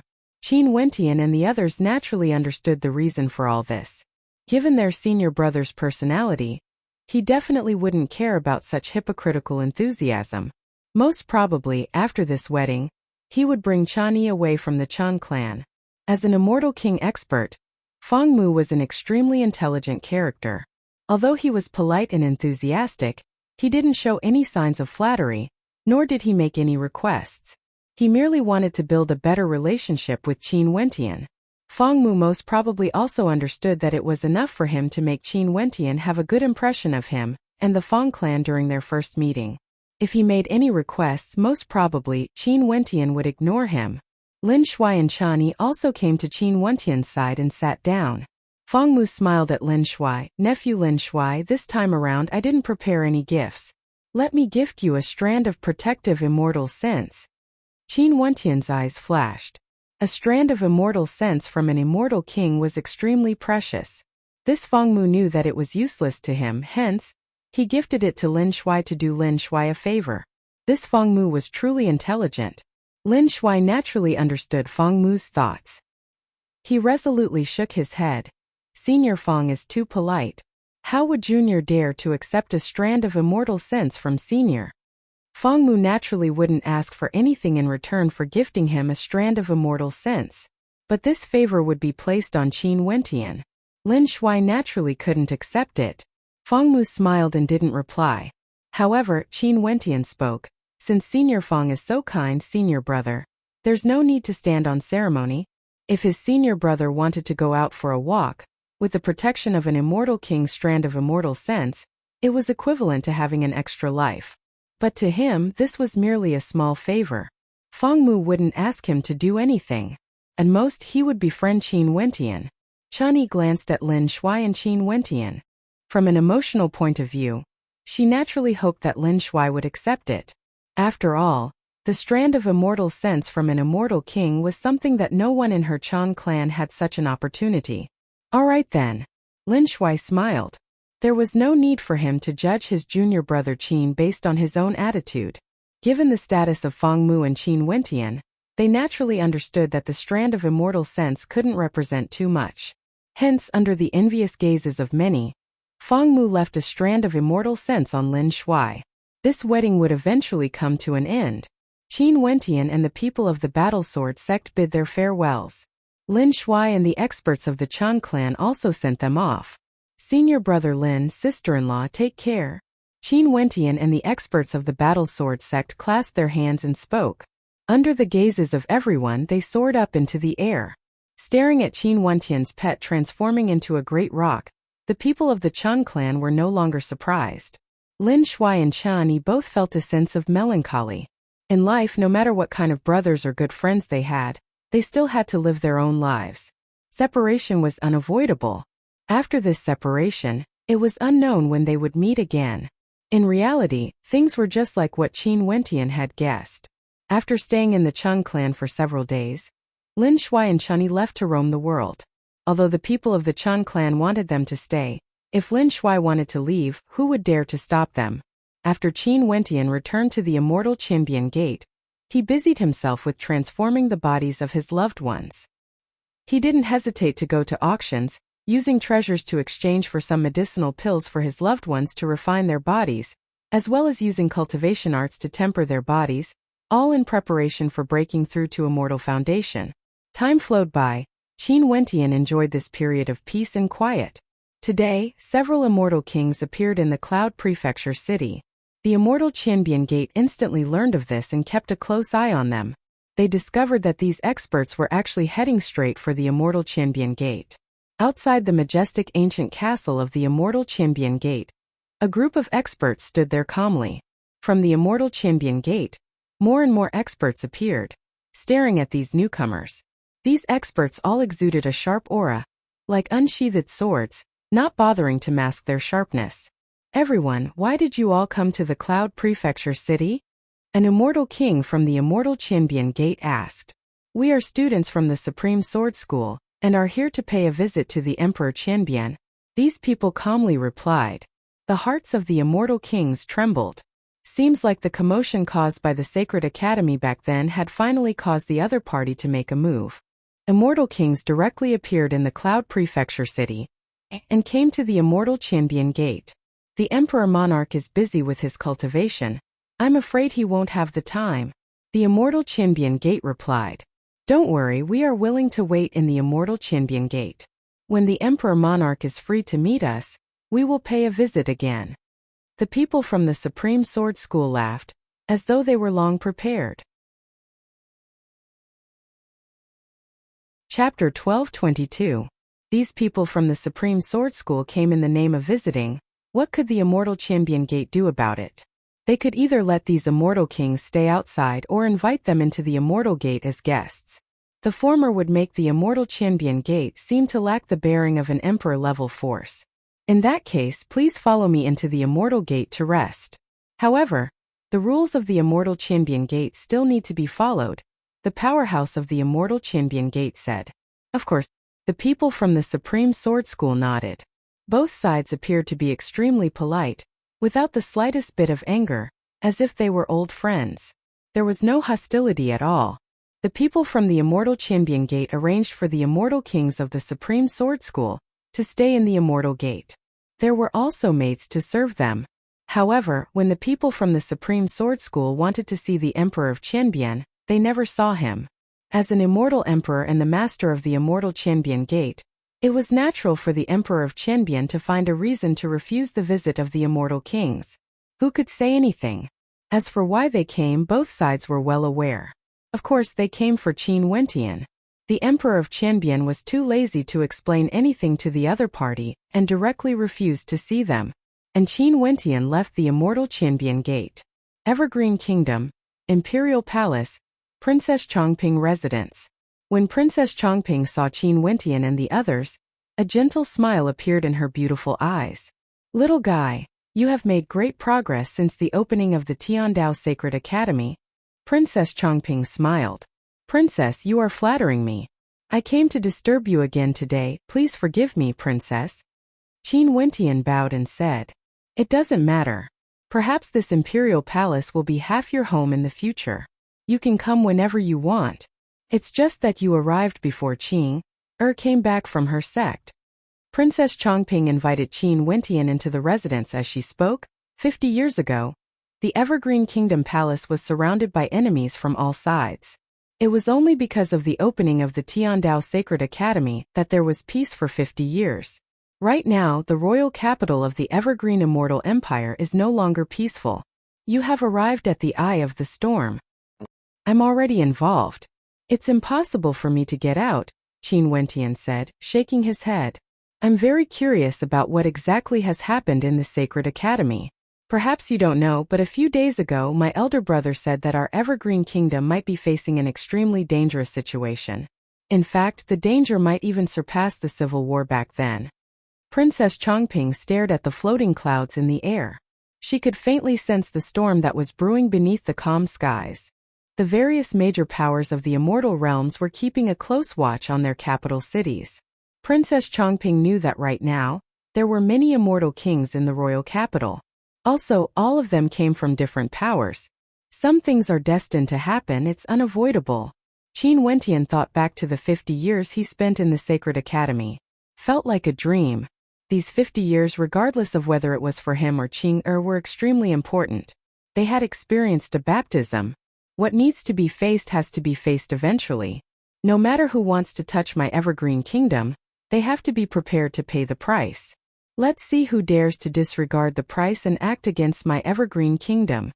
Princess Chongping's eyes suddenly turned sharp. Although she was a female, the might of an immortal king could be felt from her. Wentian, during these few days, just rest in my residence. Qin Wentian nodded his head lightly. In the eastern regions of the immortal realms, there was an extremely ancient mountain range.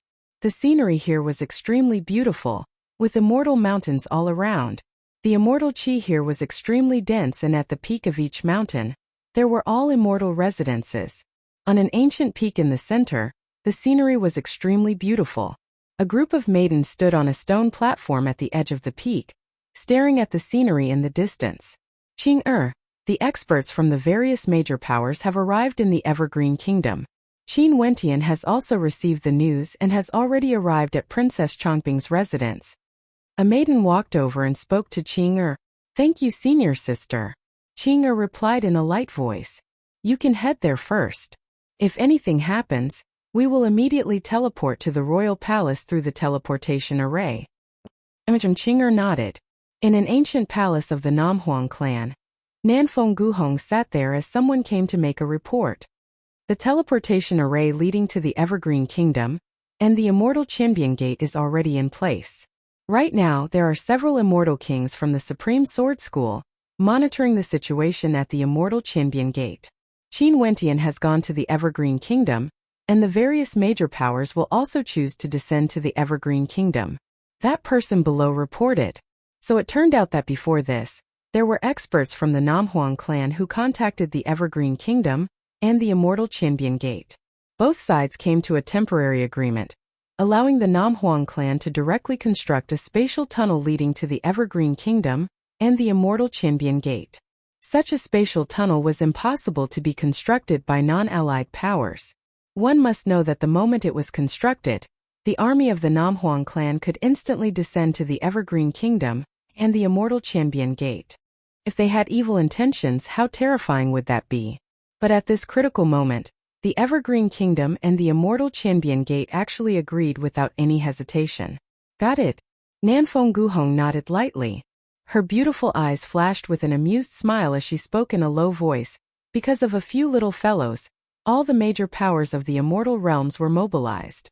This matter can be considered unprecedented. Leaving aside these peak powers that were constantly paying attention to the situation in the Evergreen Kingdom, even the people in the Evergreen Kingdom could feel the unusual atmosphere in the royal capital. During these days, extremely terrifying characters would often appear in groups. They would appear in groups and there would be many immortal kings gathered together. In a place like the royal capital of the Evergreen Kingdom, it wasn't strange to see immortal kings. But it was extremely rare for a group of immortal kings to move out. Even in the royal capital of the Evergreen Kingdom, there weren't many such powers. And now, there was news circulating around the Evergreen Kingdom that there were at least 4 to 5 such situations. In addition, they didn't seem to be concealing their tracks. Because everyone understood that the royal capital of the Evergreen Kingdom was the core of the Evergreen Kingdom. It was the territory of the Evergreen Kingdom.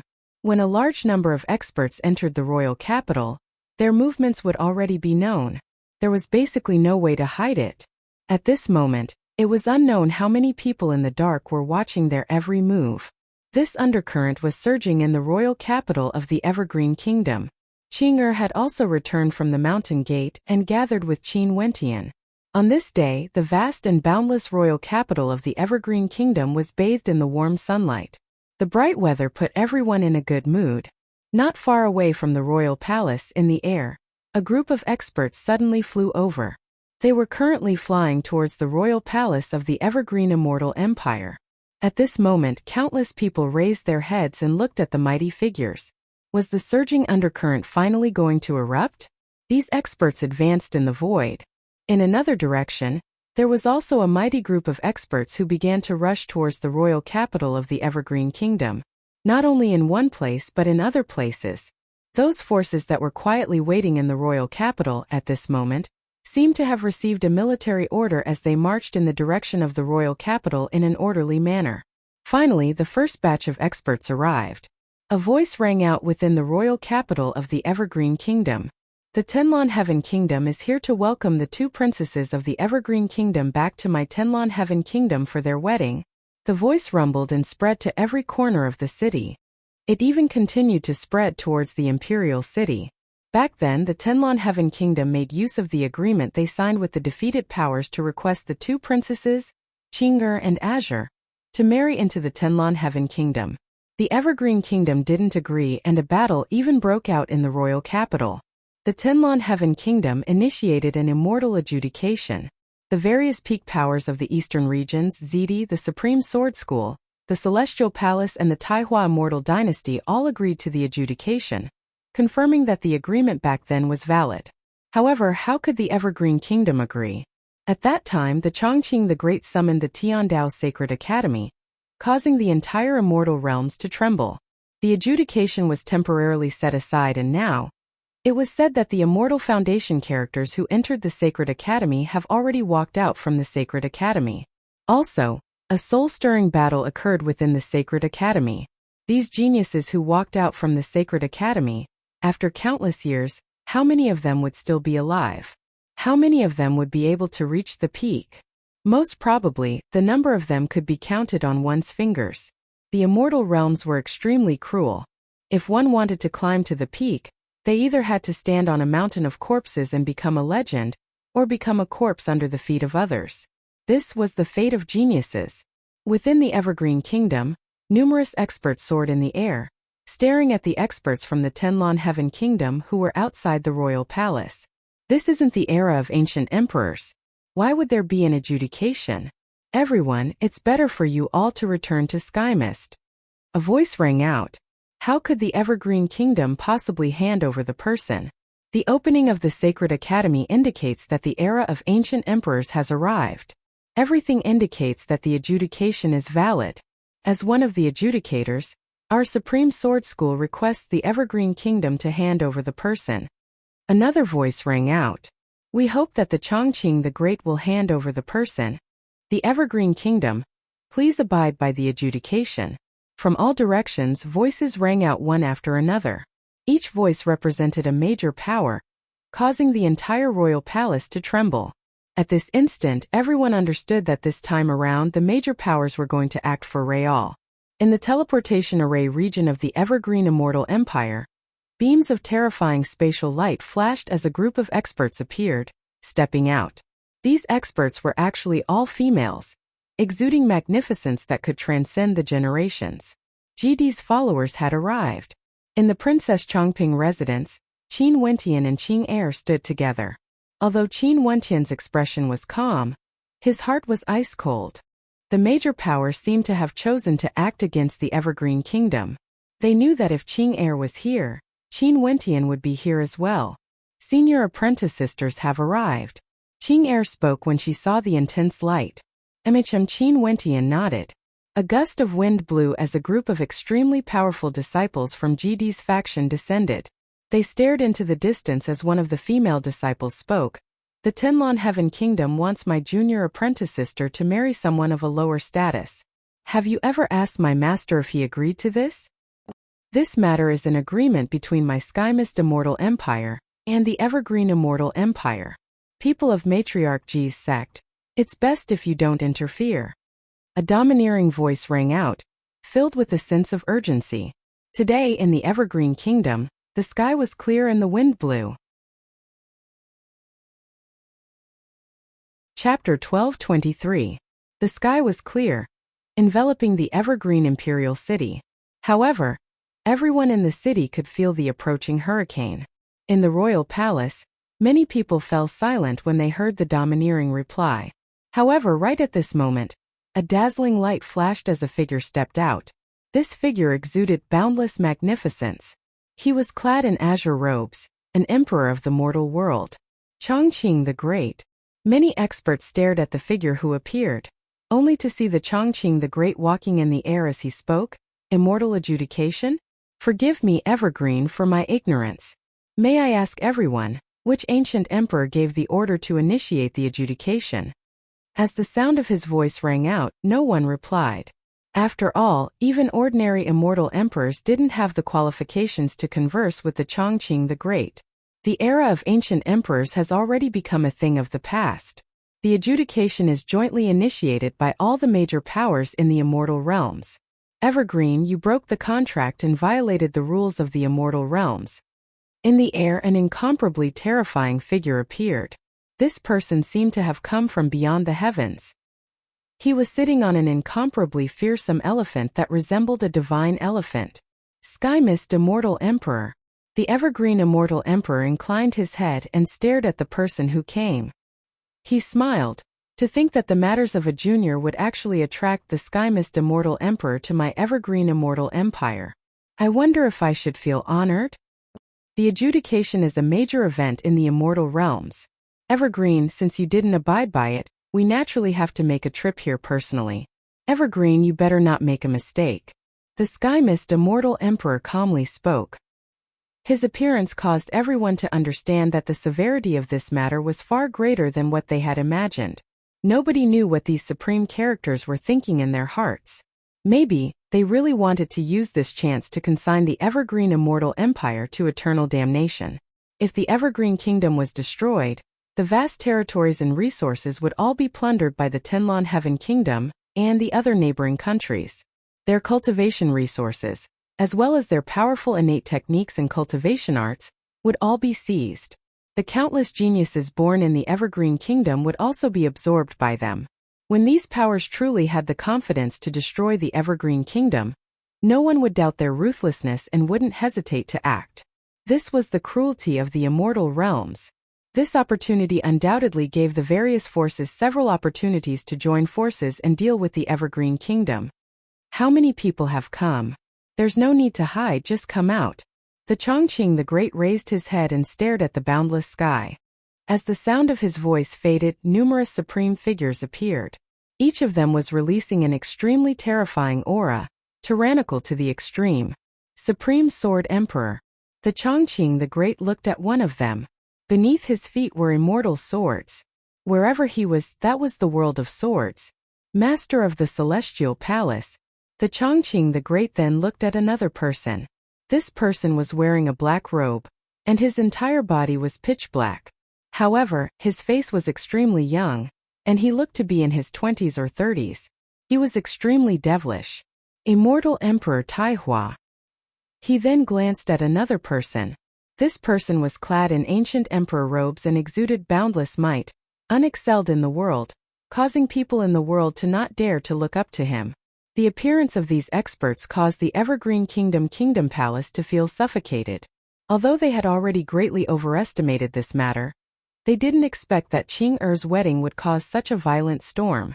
Brother Violet and Brother Dongsheng are here as well? The Evergreen Kingdom stared at the other two figures. They were none other than Zidi and Dongsheng Heaven Emperor. Wise Brother Evergreen, this time around, you didn't abide by the ruling of the immortal realms. You shouldn't have done so. If you are willing to hand the person over, everything will naturally calm down. Zidi spoke. Dongsheng Heaven Emperor nodded his head lightly, but when he glanced at Qin Wentian in the crowd, his eyes flickered with coldness. An immortal emperor would have such a deep obsession with immortal foundation characters. This could be considered a strange matter. He initially didn't wish to be embroiled in this storm. After all, his relationship with the Evergreen Kingdom wasn't bad on the surface. However, the immortal Qinbian Gate would also be embroiled in this. With the entire eastern regions in chaos, it would be extremely difficult for his Dongshengshan Gate to remain unscathed. Hence he could only choose a side. Without a doubt, he chose the side of the Tenlon Heaven Kingdom. In the face of life and death, friendship wasn't even worth mentioning. What do the two of you mean? Chongqing the Great glanced in two other directions. Two more immortal emperors had arrived. One of them exuded a towering demonic qi, while the other exuded a supreme human emperor. Just here to watch the show. That supreme human emperor laughed. As for what he said, who would believe him?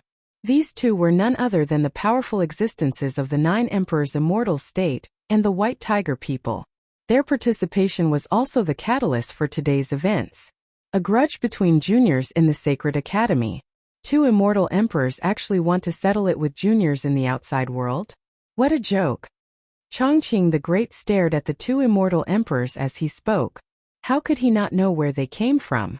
Evergreen, just hand the 2 of them over. Why must you gamble the entire Evergreen Kingdom on 2 juniors?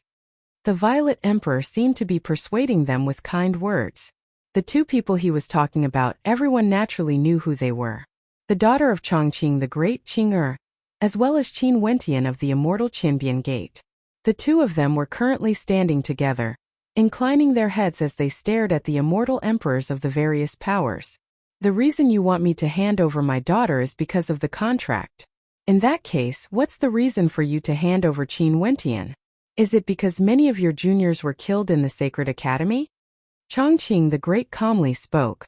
Do you still not understand? Given the current situation, why is there a need for a reason? Zidi's voice rang out as a surge of coldness engulfed the entire space. That's right, given the current situation, why would there be a need for a reason? Strength was the reason.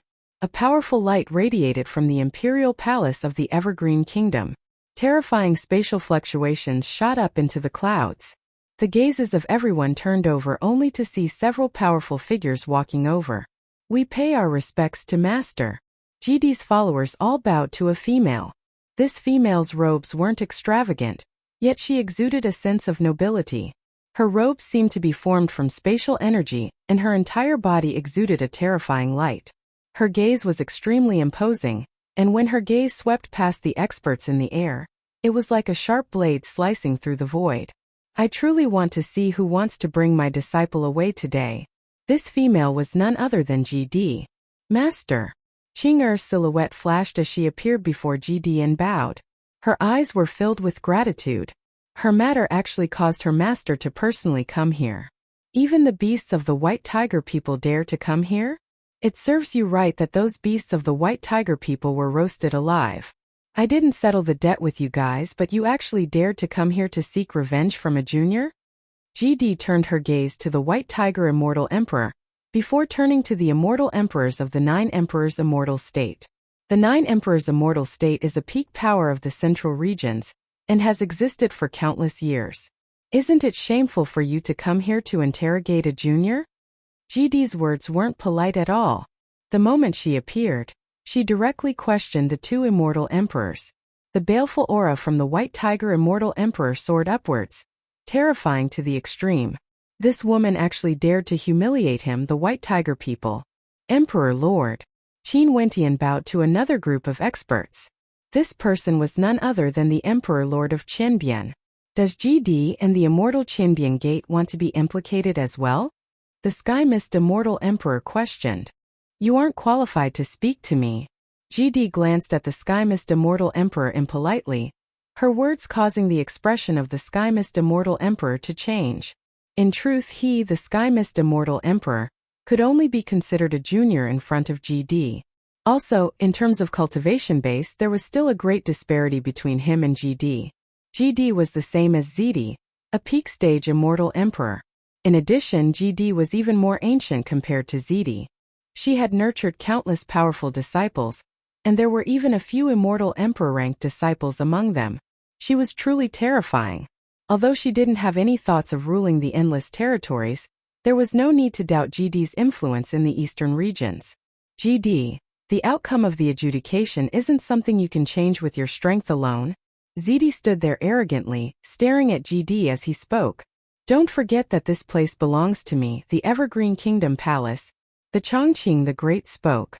As the sound of his voice faded, the entire royal palace flashed with an incomparably resplendent light. This terrifying light seemed as though it wanted to pierce through the sky. In the direction of the Emperor Palace, an ancient evergreen tree soared up into the sky, radiating green light in all directions as branches and leaves spread out unceasingly. Rustling sounds rang out unceasingly. In just a short instant, this terrifying ancient tree had already enveloped the entire royal palace, and was even moving towards the royal capital of the Evergreen Kingdom. A distance of tens of millions of miles was instantly covered by the branches. The experts from the Evergreen Kingdom Palace trembled as they stared at this scene. It was too shocking. They saw the ancient tree towering up into the sky, shooting up into the clouds. Countless branches and leaves continued to extend into the distance, wanting to envelop the entire royal capital. A miraculous scene appeared in the Evergreen Kingdom Palace. The divine elephant that the Sky Mist Immortal Emperor was sitting on let out trumpeting sounds, causing the heavens and earth to tremble. Boundless energy cascaded downwards, akin to meteors falling from the sky, slamming into the light screen of the ancient tree. After that, the energy was directly absorbed and destroyed. Boundless starlight shone in the sky. At this moment, boundless starlight sprinkled down and intertwined with the ancient tree. The evergreen tree. The sky mist immortal emperor had a heavy expression on his face when he saw this. Why was the evergreen kingdom a peak power? They naturally had the foundations of a peak power. Indeed, fighting in the royal capital of the evergreen kingdom was extremely disadvantageous to them. Similarly, if the battlefield was in their Tenlon Heaven kingdom, it would be the same as well. Qin Wentian inclined his head and stared at this shocking scene. It was unknown how much bigger a leaf was compared to him. This tree was like an ancient tree that reached the heavens, protecting the royal palace and the royal capital. The Namhuang clan has the phoenix ancestor in their ancestral land, and the royal palace of the Evergreen Kingdom has the evergreen tree. It seems like every ancient peak power has an unshakable foundation and capital. Qin Wentian silently mused. Chapter 1224. The Chongqing the Great stood beside the trunk of the ancient tree. The terrifying light shone on him, as though he would fuse with it at any moment. This eternal evergreen tree was a supreme treasure of the Evergreen Immortal Empire. Only the Evergreen Immortal Emperor would be able to control the eternal evergreen tree, and even fuse with it, unleashing terrifying power. Although the Chongqing the Great was still a step away from the peak stage of the Immortal Emperor realm, if he fused with the evergreen tree, the combat prowess he could unleash might even be more terrifying compared to ordinary peak stage immortal emperors. He was a spiritual body, and also an emperor-ranked weapon. The guardian tree of the Evergreen Kingdom, evergreen, never withering. Why did the civil war break out back then? Why did the position of the Chongqing the Great cause brothers to fight against each other? Whoever ascended to this position would be able to control the evergreen tree, and become the strongest expert in the Evergreen Kingdom, or even one of the strongest existences in the eastern regions. Who wouldn't covet such a position? Who wants to fight? The Chongqing the Great spoke. In the royal capital of the Evergreen Kingdom, he was the master. Evergreen, stop being so stubborn. I want you to abide by the contract and actually unleash the power of the evergreen tree for battle. Do you think we didn't come here prepared? The Sky Mist Immortal Emperor continued.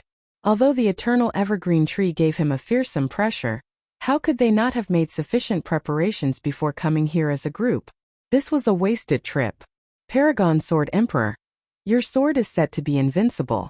Why don't you test out the defense of the eternal evergreen tree, and see if it's really as the legends say, evergreen and undying? The Sky Mist Immortal Emperor stared at the Paragon Sword Emperor as he spoke. The Paragon Sword Emperor nodded lightly. His eyes were like swords, and with a single glance boundless sword intent descended from the heavens. He stepped out and waved his hand. In an instant a paragon sword that absorbed the essence of the sun, moon and stars appeared. As the sword appeared, its light seemed to transcend the past and present. All the experts in the boundless region below instantly closed their eyes.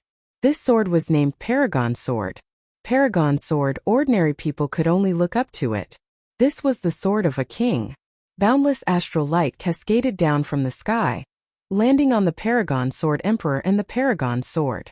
The Paragon Sword Emperor and the Paragon Sword shone together, borrowing the power of the heavens to shine with the astral light.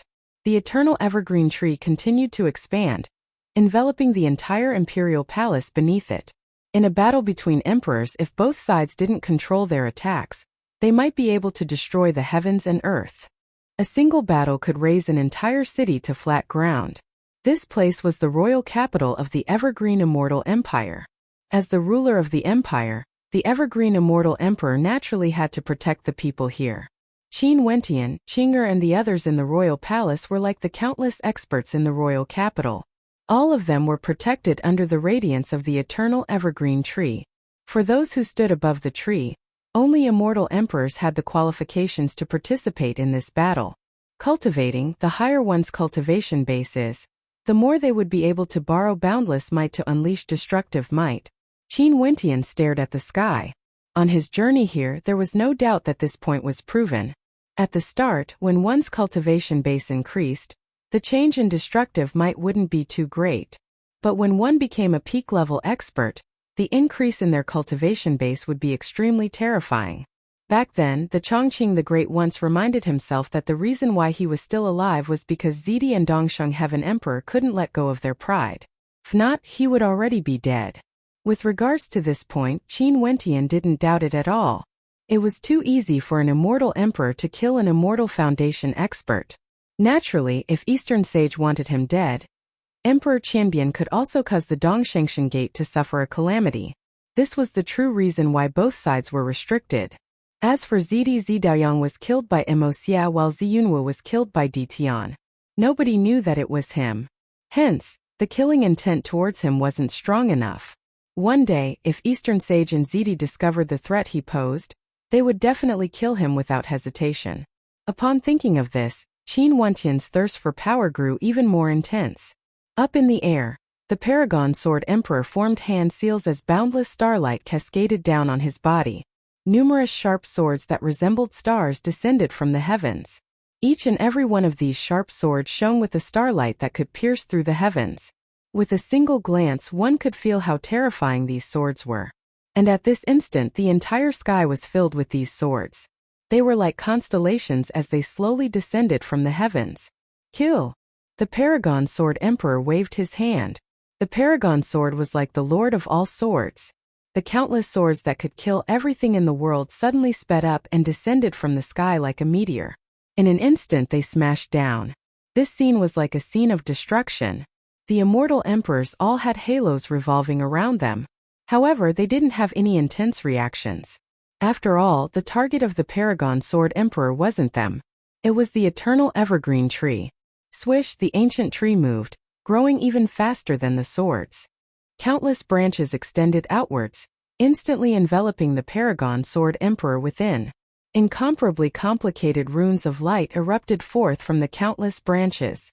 These countless branches actually radiated the power of innate techniques, akin to the law energy of the great Tao of heaven and earth.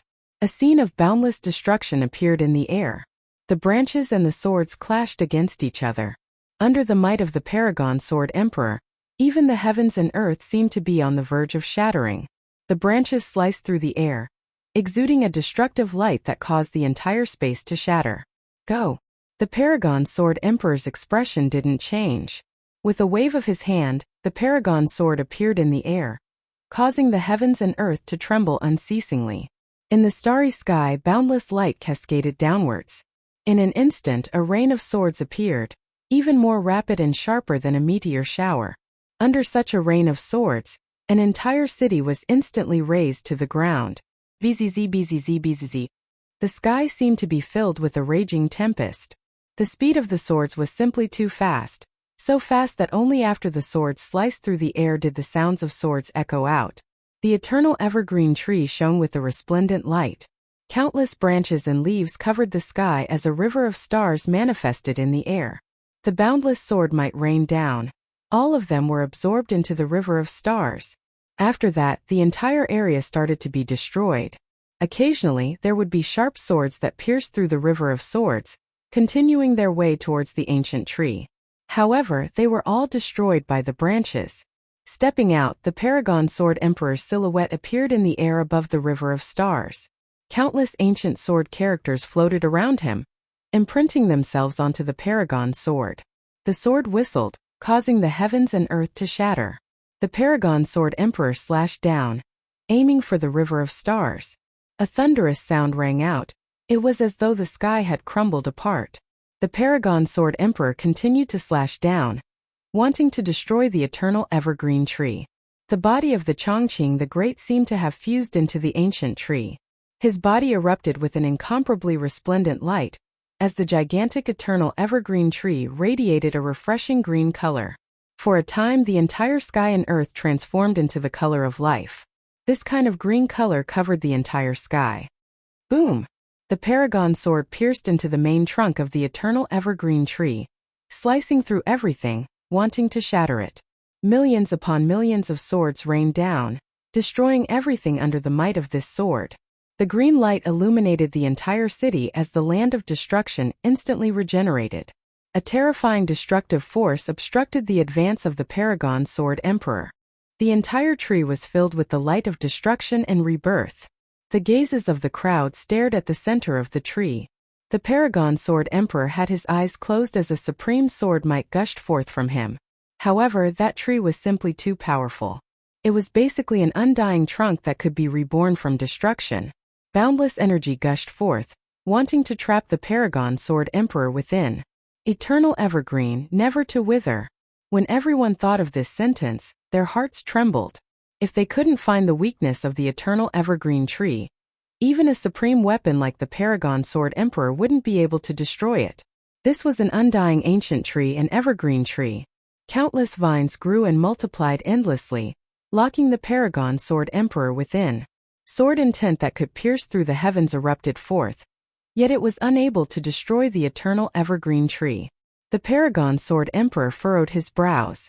After that, he pointed his finger forward as the Paragon Sword instantly returned to its original position. Swish! As soon as the Paragon Sword returned, numerous vines manifested. Boundless green light radiated forth, transforming into a heaven-piercing green branch that slashed through the air. At this instant, the countenance of the Paragon Sword Emperor drastically changed. A dazzling sword light radiated forth as the Paragon Sword Emperor directly vanished from his original location. However, when the jade green light slashed down, a supreme destructive might manifested. The entire sky seemed to be torn apart as a terrifying black fissure appeared. Bang! From afar, the sword light of the Paragon Sword Emperor clashed against the black fissure, and was forced back by the impact. But very swiftly after, he stepped out and stood in the air, coldly staring down at the eternal evergreen tree. Evidently, he was the weaker party in this confrontation. He basically had no way to shake the eternal evergreen tree.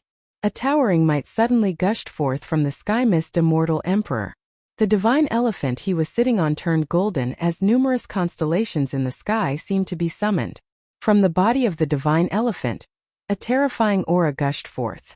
Beneath the feet of the Taihua immortal emperor, an emperor painting appeared behind him. This painting was also a supremely terrifying emperor-ranked weapon. Within this painting, there were countless war chariots as well as thousands of soldiers and horses, exuding a terrifying aura that could destroy everything. From the emperor-ranked weapon, the sound of tsunamis could be heard. These war chariots and soldiers seemed to be alive. An emperor-ranked battle? Qin Wentian stared at the immortal emperors in the air.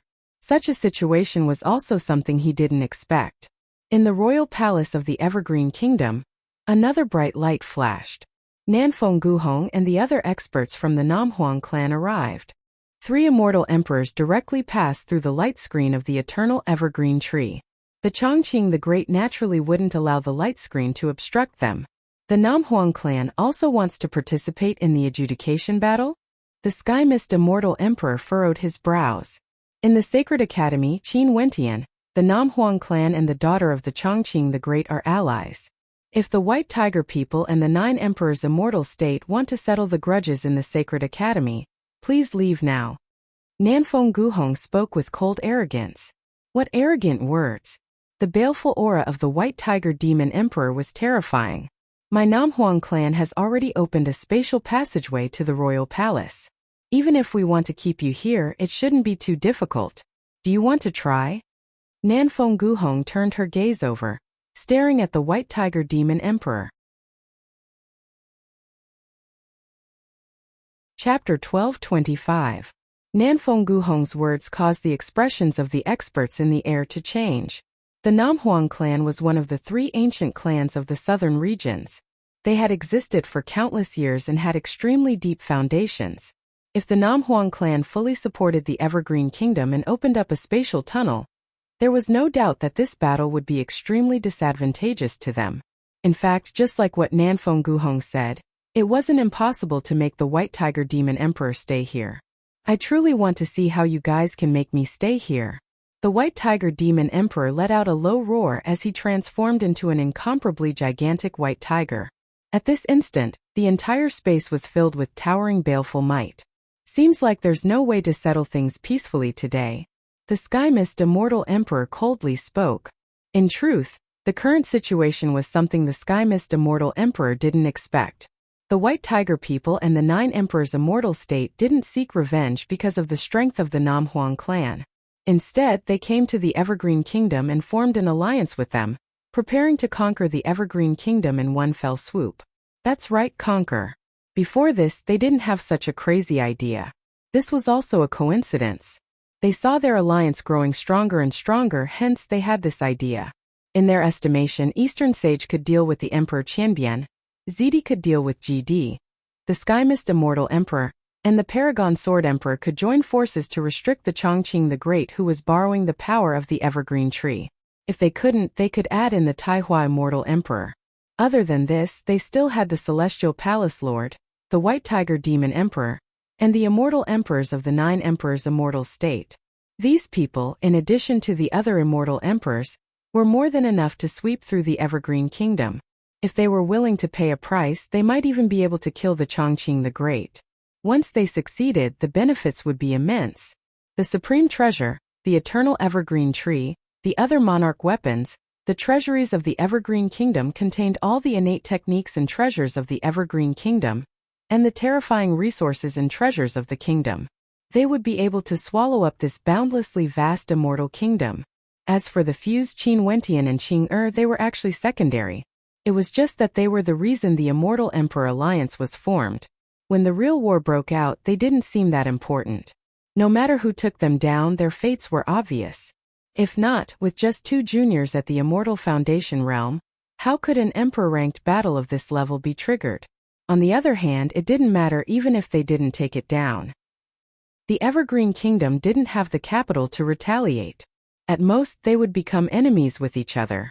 Unless the Chongqing the Great was strong enough to destroy them one day, they could only swallow their anger. Thus, this battle of emperors was triggered. Now that an emperor battle had erupted, how could they be made to retreat with just a few words? Make your move. The Sky Mist Immortal Emperor spoke. The astral light from the constellations cascaded down on him. He seemed to be sitting on a divine elephant as he blasted out a punch downwards. Countless motes of light shot towards the boundless earth, each of them transforming into a 10,000-meter-tall gigantic elephant that smashed towards the eternal evergreen tree. Swishing sounds rang out. The vines of the evergreen tree wriggled, blotting out the sky as they shot towards the divine elephants. The body of the Chongqing the Great has already fused with the evergreen tree. A pair of demonic eyes appeared on the trunk of the tree. The Paragon Sword Emperor descended once more. At this moment, the Paragon Sword floated behind him as boundless sword light radiated outwards. Boundless runes of light appeared, resembling the runes of the starry skies. Numerous Paragon Swords manifested from the runes, and as the Paragon Sword Emperor pointed his finger downwards, the evergreen tree below began to explode. The branches of the ancient tree were directly severed as thunderous booms shook the heavens and earth. Rumble! The gigantic body of the White Tiger Demon Emperor rushed towards Nanfeng Guhong. Nanfeng Guhong stretched out her slender hand as a phoenix spear with towering flames appeared in it. At this instant, an incomparably gigantic ancient phoenix appeared. Light cascaded down from the skies, intertwining with the spear as they transformed into a beam of fiery light that shot up into the sky. Nanfeng Guhong stepped out and pierced out with her spear, penetrating through the heavens. The White Tiger Demon Emperor let out a heaven-shaking roar of rage. An incomparably powerful Demon Emperor armor appeared on his body. At this moment he transformed into a true Tiger King. GD's silhouette flashed as spatial light flashed. She directly appeared in the air. Zidi also soared up into the air, following in the direction of GD. The 2 peak stage Immortal Emperors also wanted to test each other's strength. Dongxing Heaven Emperor flew towards Emperor Qianbian. The 2 of them had fought to a draw before. Now that they met again, they naturally had to fight again. Immortal Emperor Taihua glanced at the battlefield. From the Emperor diagram behind him, an army of thousands and thousands of soldiers rushed out. The Emperor war chariots directly smashed downwards, crushing all the vines that shot over. The army of thousands and thousands of soldiers rushed towards the evergreen tree, wanting to destroy it no matter what. Deal with the evergreen tree first. The Sky Mist Immortal Emperor transmitted his voice to everyone. The people from the Celestial Palace also moved, rushing towards the evergreen tree. The Immortal Emperors under GD, the Namhuang clan, as well as the other Immortal Emperors from the other major powers all rushed towards the evergreen tree. In an instant, the battlefield opened up in the air, radiating out to the entire royal capital of the Evergreen Kingdom. Under the protection of the evergreen tree, everyone inclined their heads and stared at the battle between immortal emperors as their hearts pounded madly. That immortal emperor from the 9 emperors' immortal state still stood there. He stared at the battlefield as a cold smile appeared in his eyes. Chongqing the Great, who was borrowing the power of the evergreen tree, was currently being surrounded by 4 powerful experts using emperor-ranked weapons. He had no time to be distracted. He stepped out and moved towards the evergreen tree below. The tree branch shot over, slicing through the air as destructive light radiated forth. However, this immortal emperor was enveloped by the emperor's light. That destructive attack actually passed right through him. His body instantly reverted back to a corporeal state as he continued descending, directly landing on the light screen. Lowering his head, his gaze landed on Qin Wentian, Qing'er, and the others within the Evergreen Kingdom Palace as a cold smile appeared in his eyes. Qin Wentian inclined his head and could see the cold smile on the immortal emperor's face. His expression changed slightly. If the immortal emperor broke through their defenses and captured him and Qing'er, given the current situation, Qin Wentian didn't doubt that the immortal emperor would directly bring them away. Stepping down, one of his feet passed through the light screen. At this moment, a beam of light appeared in the sky. This beam of light seemed to originate from the starry skies. The expression of that immortal emperor from the 9 emperors' immortal state instantly changed. He was locked onto by that beam of light. Boom! He didn't continue descending. His body directly soared up into the air, instantly appearing in the sky. That beam of light was like the starlight in the sky, descending in an instant, directly traversing through the void, crossing the heavens and earth.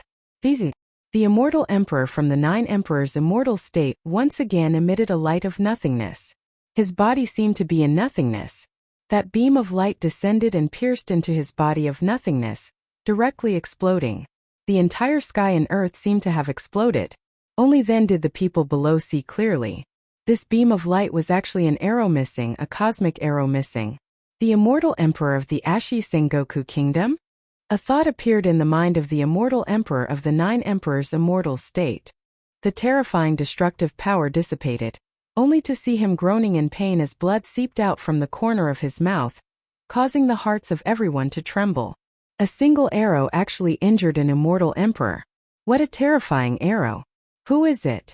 The immortal emperor of the 9 emperors' immortal state raised his head and looked at the sky. He could only sense a blurry figure standing in the starry sky, wrapped in endless starlight, holding a sun-shooting bow in his hand. If this arrow is used against the geniuses of your 9 emperors' immortal state, a single arrow would be enough to kill one of them. The voice in the air rang out, echoing throughout the world. As an immortal emperor, I still have the pride of an immortal emperor. If anyone dares to act against the juniors again, I truly want to see how many of your descendants would be killed by my arrow. The expressions of the immortal emperors who were in combat all changed. The Chongqing the Great actually still had reinforcements in the dark? It seemed that the other immortal emperor of the Evergreen Kingdom, the White Emperor, had yet to appear. The White Emperor was rumored to be a powerful existence that assisted the Chongqing the Great in his ascension. Where was he right now? Where was the White Emperor? In the eastern prefecture of the 13 prefectures, at the Dongshengshan Gate. The immortal sect was extremely quiet, just like how it was in the past. However, many people were concerned about the upcoming battle against the Evergreen Kingdom. This time around, the Dongsheng Heaven Emperor personally went to participate in the battle. No one knew what the ending would be. However, at this moment, outside the majestic Dongshengshan Gate, a figure clad in white leisurely walked over. He entered the Dongshengshan Gate with his hands behind his back, but his eyes were fixed on the boundless starry space. Sir, please wait a moment. Numerous powerful auras gushed forth from the Dongshengshan Gate as experts soared up into the air. However, the white-robed figure directly transformed into a phantom, vanishing before their eyes as he continued on his way towards the inner regions of the Dongshengshan Gate. The tyrannical auras of the immortal kings gushed forth as a group of experts soared up into the air, surrounding the white-robed young man in the center as their auras gushed forth. Senior, why did you come to our Dongshengshan Gate? An expert asked. The white-robed figure turned his gaze onto everyone as he asked, "Where is the Dongsheng Heaven Emperor?" "His Majesty has some matters to attend to and is currently heading to the Evergreen Kingdom. If Senior wishes to meet with His Majesty, I'll have to trouble you to wait in the Immortal Sect." Everyone knew that the white-robed figure before them was unfathomable. They didn't dare to show any disrespect. "Eastern Sage, why did you head to the Evergreen Kingdom?" The voice of the white-robed figure was as calm as ever, with no fluctuations at all. The experts wanted to say something but hesitated. "Let me tell you guys. The Dongsheng Heaven Emperor is heading to the Evergreen Kingdom, with the intention of destroying the Evergreen Kingdom." The white-robed figure slowly spoke, his words causing the hearts of everyone to tremble. "This is the matter of His Majesty. We don't dare to question him. It's just that why did Senior come to our Immortal Sect to look for His Majesty?" An expert probe. "What's the matter?" The white-robed figure stared at the horizons as he mumbled. "The Eastern Sage alliance with the Tenlon Heaven Kingdom and the other major powers, wanting to divide the Evergreen Kingdom among themselves. Right now, he should be attacking the Evergreen Kingdom. Hence, I'm here at the Dongshengshan Gate." "Senior, who exactly are you?" Everyone already felt that something was wrong, and a sense of unease arose in their hearts. "The White Emperor." The white-robed figure retracted his gaze. At this instant, a terrifying light erupted forth from his eyes, causing the countenances of the people in the surroundings to turn ashen. Chapter 12:26. White Emperor. As the sound of the white-robed figure faded, the Dongshengshan Gate fell into silence. The atmosphere was extremely stifling. The White Emperor, one of the two emperors of the Evergreen Kingdom, had arrived at their Dongshengshan Gate. The Dongsheng Heaven Emperor headed to the Evergreen Kingdom Palace to participate in the encirclement. The Evergreen Kingdom was in a precarious situation, yet the White Emperor actually chose to abandon the Evergreen Kingdom and came to their Dongshengshan Gate. Although their Dongshengshan Gate still had immortal emperors guarding it, this was none other than the White Emperor. As for the mysterious and unfathomable White Emperor, nobody knew what level of cultivation base he had reached. Nobody knew how strong he was, but since he was able to assist the Evergreen Immortal Emperor in ascending to the throne, his strength clearly wasn't something ordinary immortal emperors could compare to. "Senior White Emperor, I wonder why you came to our Dongshengshan Gate?" Although his heart was trembling, an immortal king still suppressed the fear in his heart as he bowed. The white robes of the White Emperor fluttered in the wind as he stepped out. He didn't say anything more. Before this, he had already said that the Dongsheng Heaven Emperor was currently in the Evergreen Kingdom and wanted to aid the Skymist Immortal Emperor in destroying the Evergreen Kingdom. Hence, he came to the Dongshengshan Gate. In that case, no matter what he came here for, it was only natural. This step of his soared through the air. The Immortal King stared at him, not daring to obstruct him. Who could obstruct the White Emperor? Up ahead, a few towering auras erupted forth as two experts appeared. One of them even unleashed a monarch's might. The four paragons under the Dongsheng Heaven Emperor had once followed the Dongsheng Heaven Emperor to conquer the Eastern Sage 13 prefectures. They were mysterious and unfathomable. It was rare to see one of them. But right now, two paragons actually appeared in the Immortal Gate. The White Emperor acted as though he didn't see them at all. He soared through the air, and in the starry sky, beams of light cascaded downwards as a destructive tempest manifested. The entire Eastern Sage Immortal Sect started to be torn apart. Numerous palaces were swept into the tempest and shattered into pieces. A storm swept up the entire palace. Emperor Bai extended his hand, and the entire palace was sucked into his sleeve by a terrifying suction force. "Senior White Emperor, what are you doing?" That immortal emperor was like an ancient god, radiating a terrifying destructive might. "Move the celestial gate," Emperor Bai said softly. He was calm as if he was talking about something normal. As he moved forward, the storm below became more and more terrifying. As he moved forward, the main palaces were uprooted one after another. The powerful matrices were directly destroyed. Then the entire celestial palace was sucked into his sleeve. He was actually going to move the celestial gate away. Sadly, the Emperor Palace of the Dongsheng Heaven Emperor isn't located here. The White Emperor spoke in a light voice. Usually, the Dongsheng Heaven Emperor wouldn't be in the Dongshengshen Gate. He was a transcendent existence, allowing the Dongshengshen Gate to govern the 13 prefectures for him.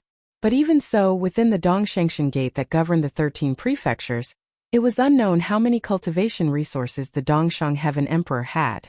In addition, this was the place where the Celestial Palace governed the 7 prefectures. Yet, this place was being destroyed wantonly. The White Emperor even walked to the center of the 2 paragons, completely ignoring them. He continued to sweep up palace after palace, wanting to move the entire Celestial Gate away. "Senior, you are going too far." That immortal king had an extremely ugly expression on his face. His silhouette flashed as he moved towards the White Emperor.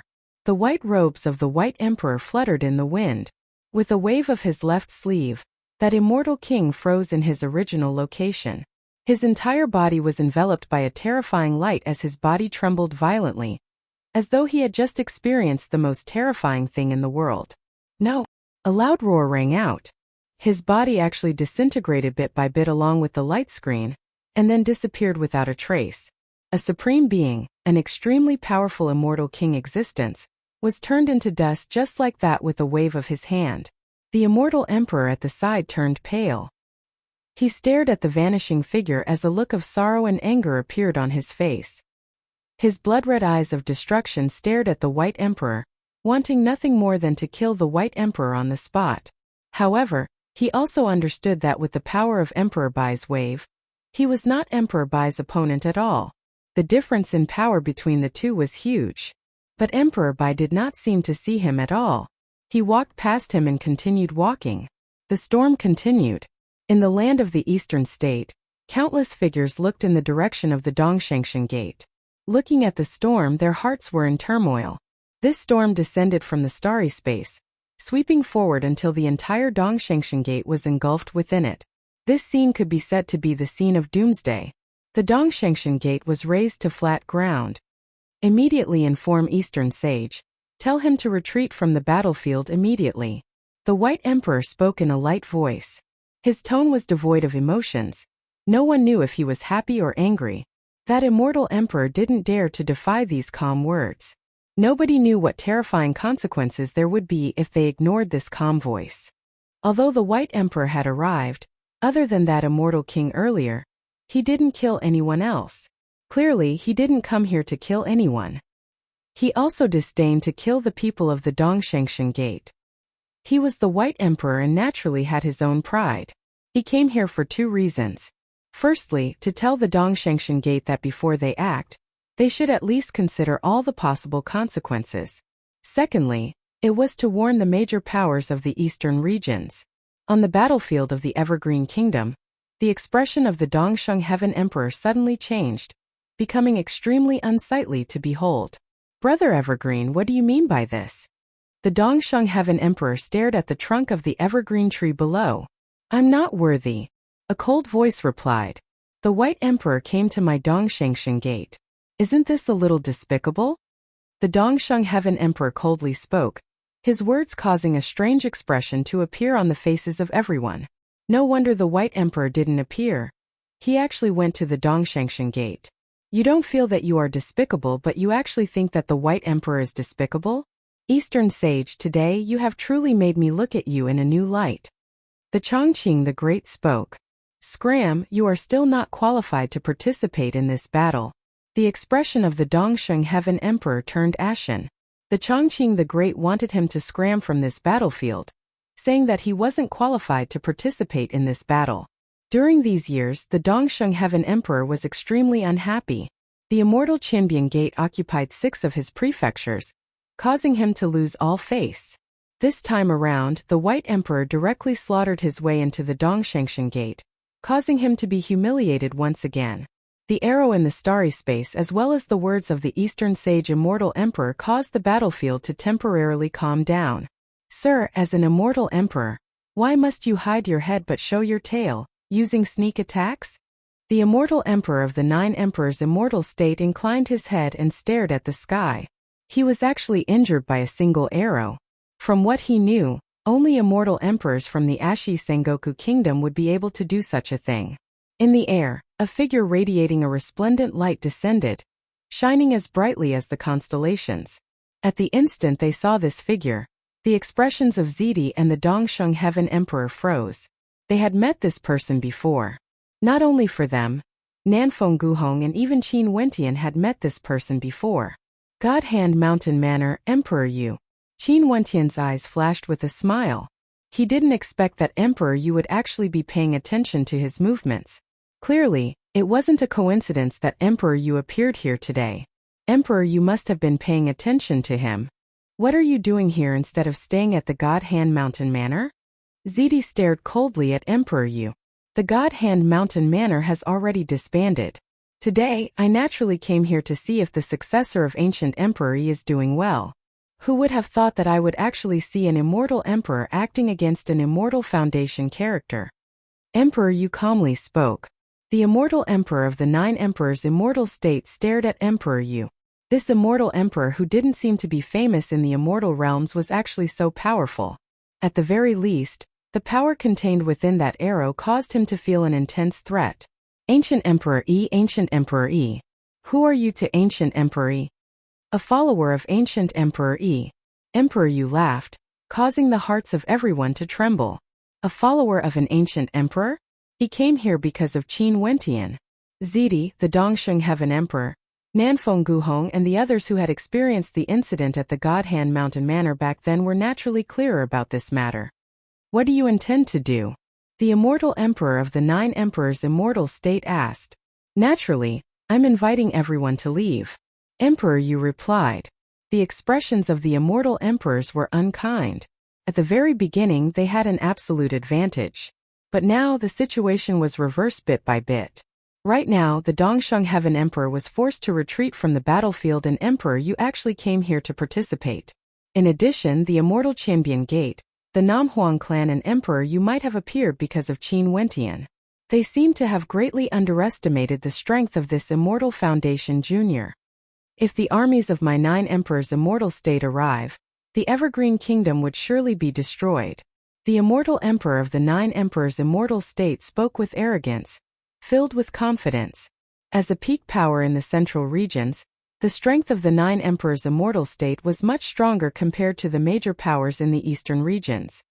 Because of the grudge between a junior from the Sacred Academy, the entire 9 emperors' immortal state would be dragged into this? If that's the case, it would truly be a great joke. Emperor Yu calmly spoke. Although I'm not as powerful as ancient Emperor Yi in the past, it's still very easy for me to kill these juniors.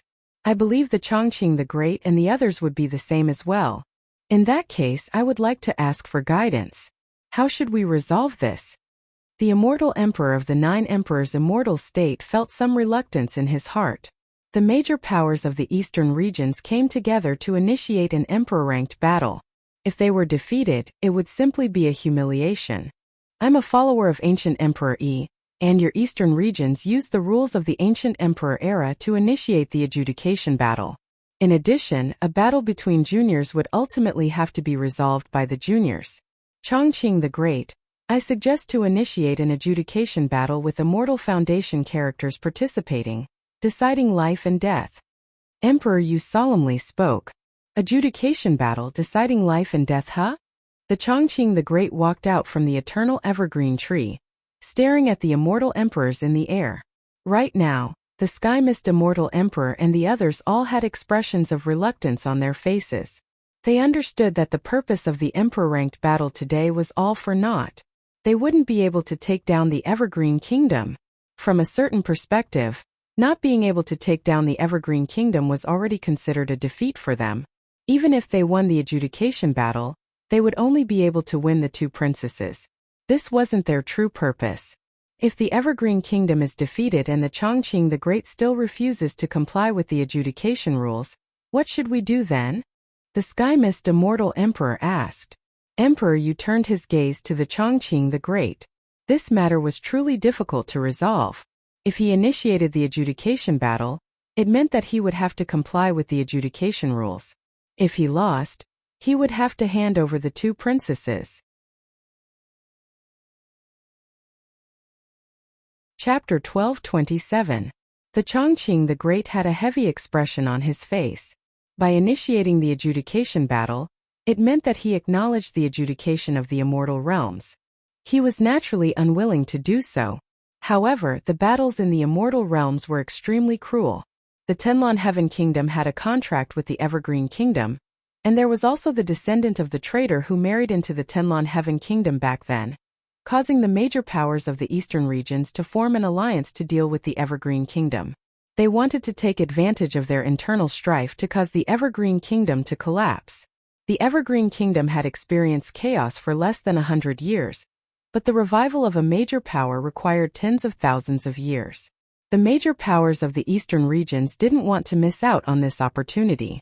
As for those who stood on the side of the Evergreen Kingdom, other than GD who came because of Qing'er, the Emperor Qianbian, the Namhuang clan and Emperor, you might have a closer relationship with Qin Wentian.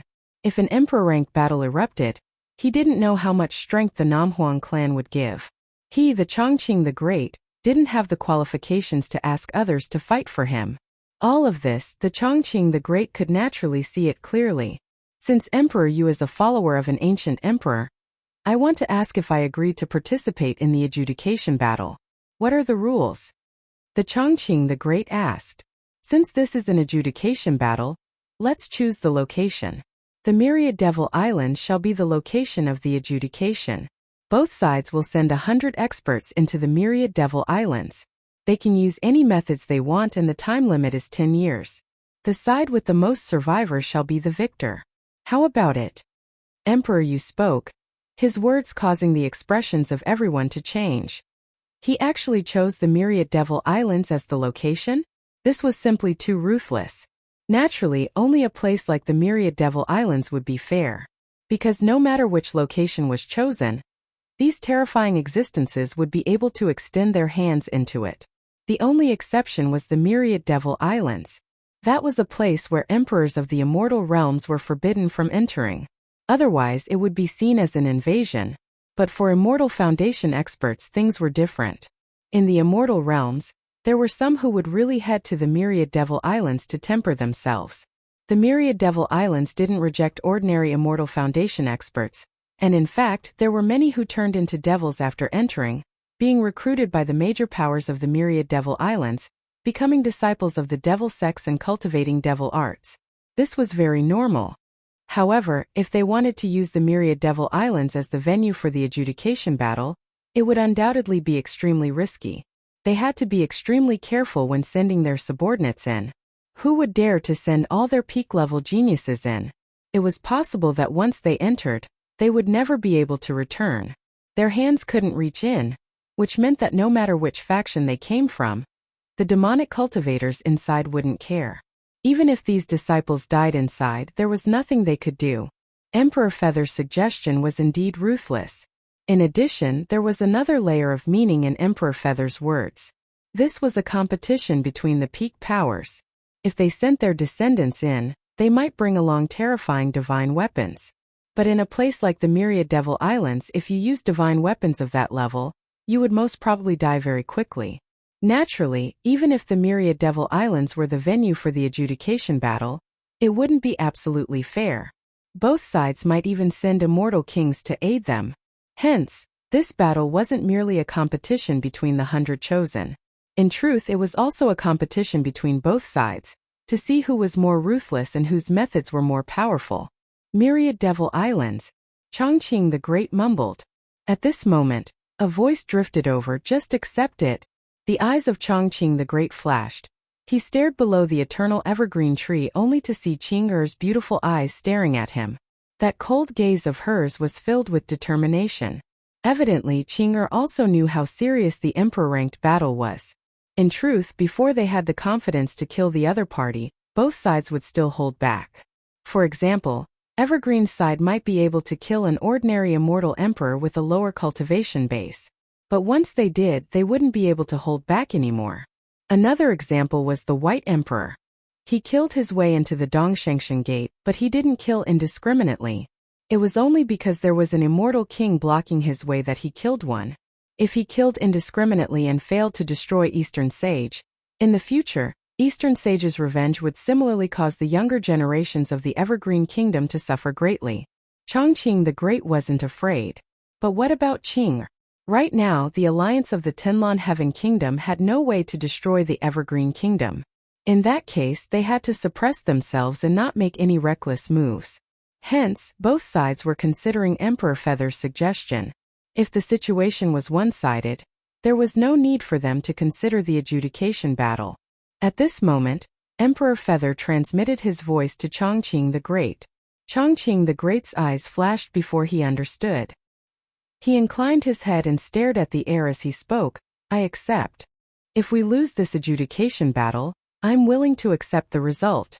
The expression of the Sky Mist Immortal Emperor froze. Chongqing the Great actually agreed to the adjudication battle. To them, this was also a difficult problem. If they accepted the adjudication battle, who should they send to the Myriad Devil Islands to participate? What about the Tianlan Heaven Kingdom? Emperor Feather turned his gaze over, staring at the Sky Mist Immortal Emperor as he asked, if the Tianlan Heaven Kingdom doesn't agree to the adjudication battle, the adjudication battle would be meaningless. The Evergreen Kingdom can naturally choose not to comply. If that's the case, we can just continue to fight. Emperor Feather coldly spoke. A strong power would gain respect. If it wasn't for Emperor Feather injuring an immortal emperor with a single arrow, how would the other immortal emperors listen to him quietly? He most probably wouldn't even have the qualifications to express his opinion. Just like back then at the God Hand Mountain Manor, if Emperor Feather didn't display his strength, Zedi and Eastern Sage wouldn't care about his attitude. Fine. The Sky Mist Immortal Emperor nodded, finally coming to a compromise. Their so-called alliance wasn't as stable as they imagined. The various major powers were all here for the sake of benefits. If an all-out war broke out, who knew which power would back out first? This time their plan to plot against the Evergreen Kingdom failed. In that case, they could only wait for another opportunity and fight for victory in the adjudication battle. In that case, 3 months later, both sides shall bring 100 Immortal Foundation descendants to the entrance of the Myriad Devil Islands. Everyone please return. Emperor Feather's voice was calm. All the immortal emperors glanced at him. From today onwards, most probably no one would dare to underestimate this immortal emperor from the God Hand Mountain Manor. His cultivation base might very well be very high.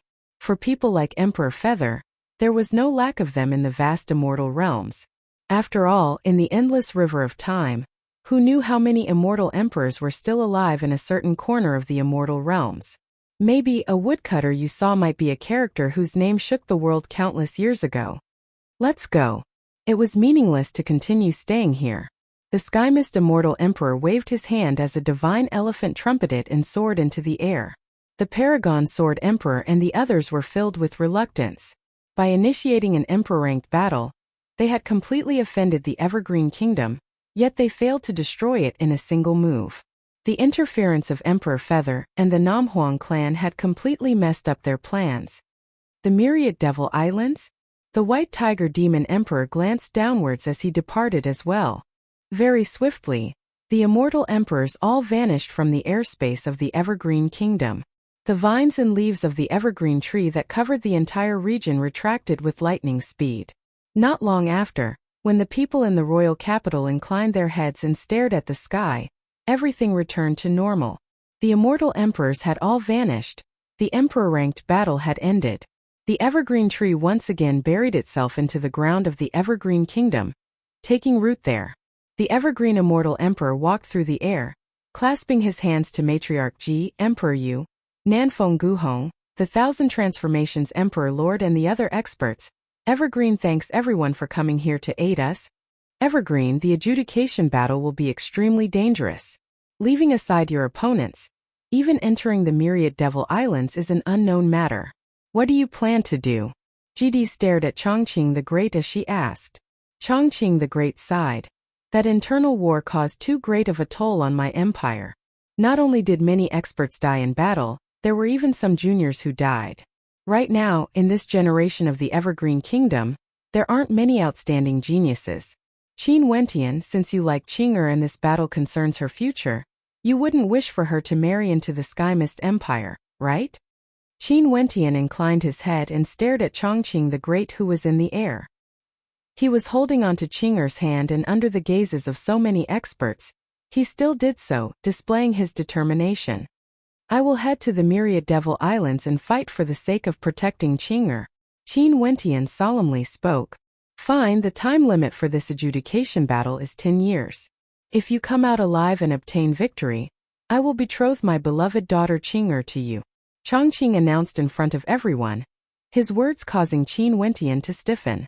Qing'er, who was beside him, also froze as a strange light flashed in her eyes. After that, their hands clenched even tighter, feeling the warmth of each other's palms. I will send several disciples to participate in the battle. GD spoke. Master.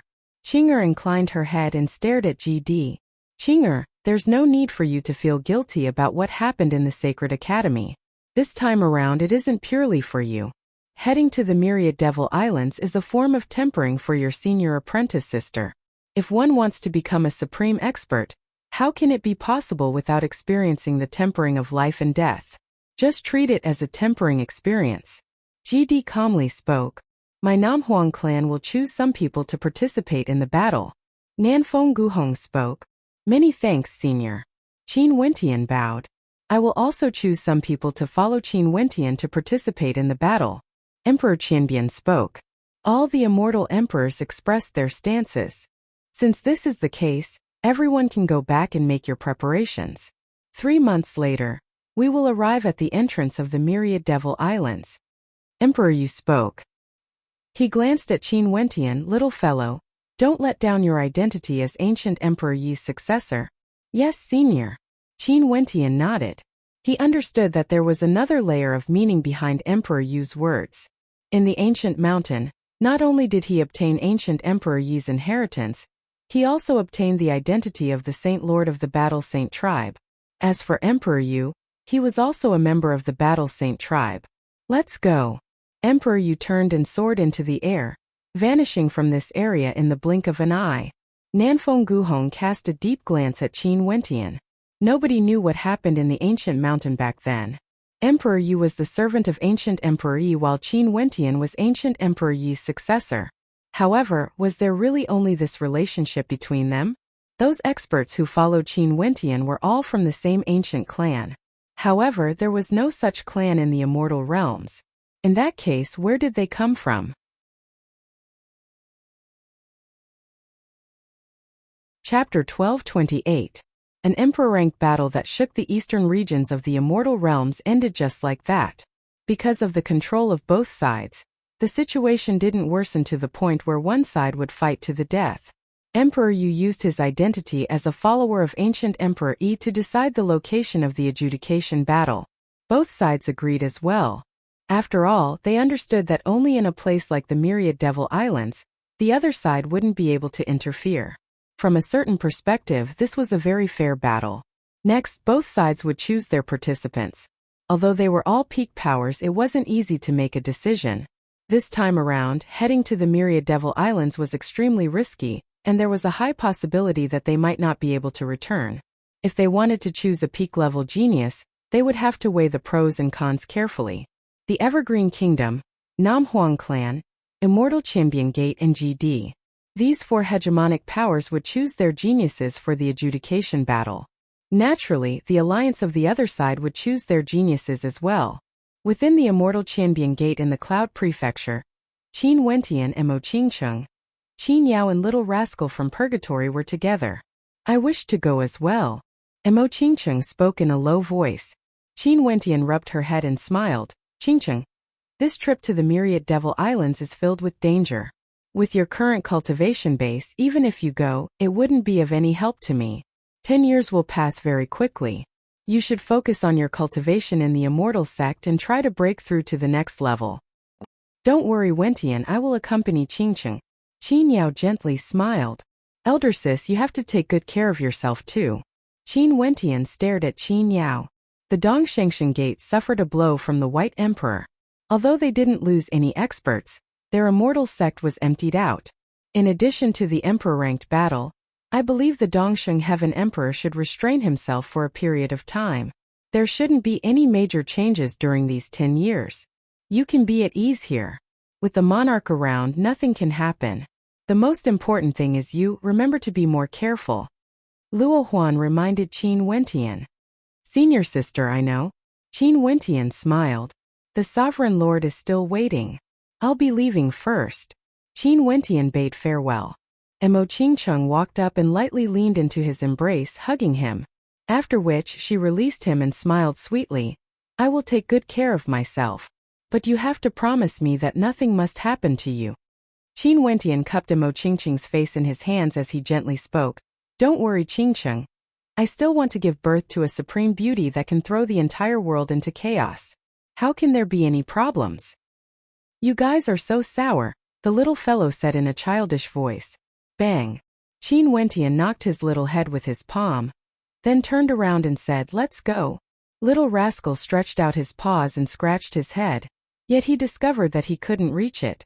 He could only pitifully follow after Qin Wentian. Purgatory stepped out, following after Qin Wentian. At the same time in the Evergreen Kingdom, GD's sect and the Namhuang clan, all of them were gathering their experts.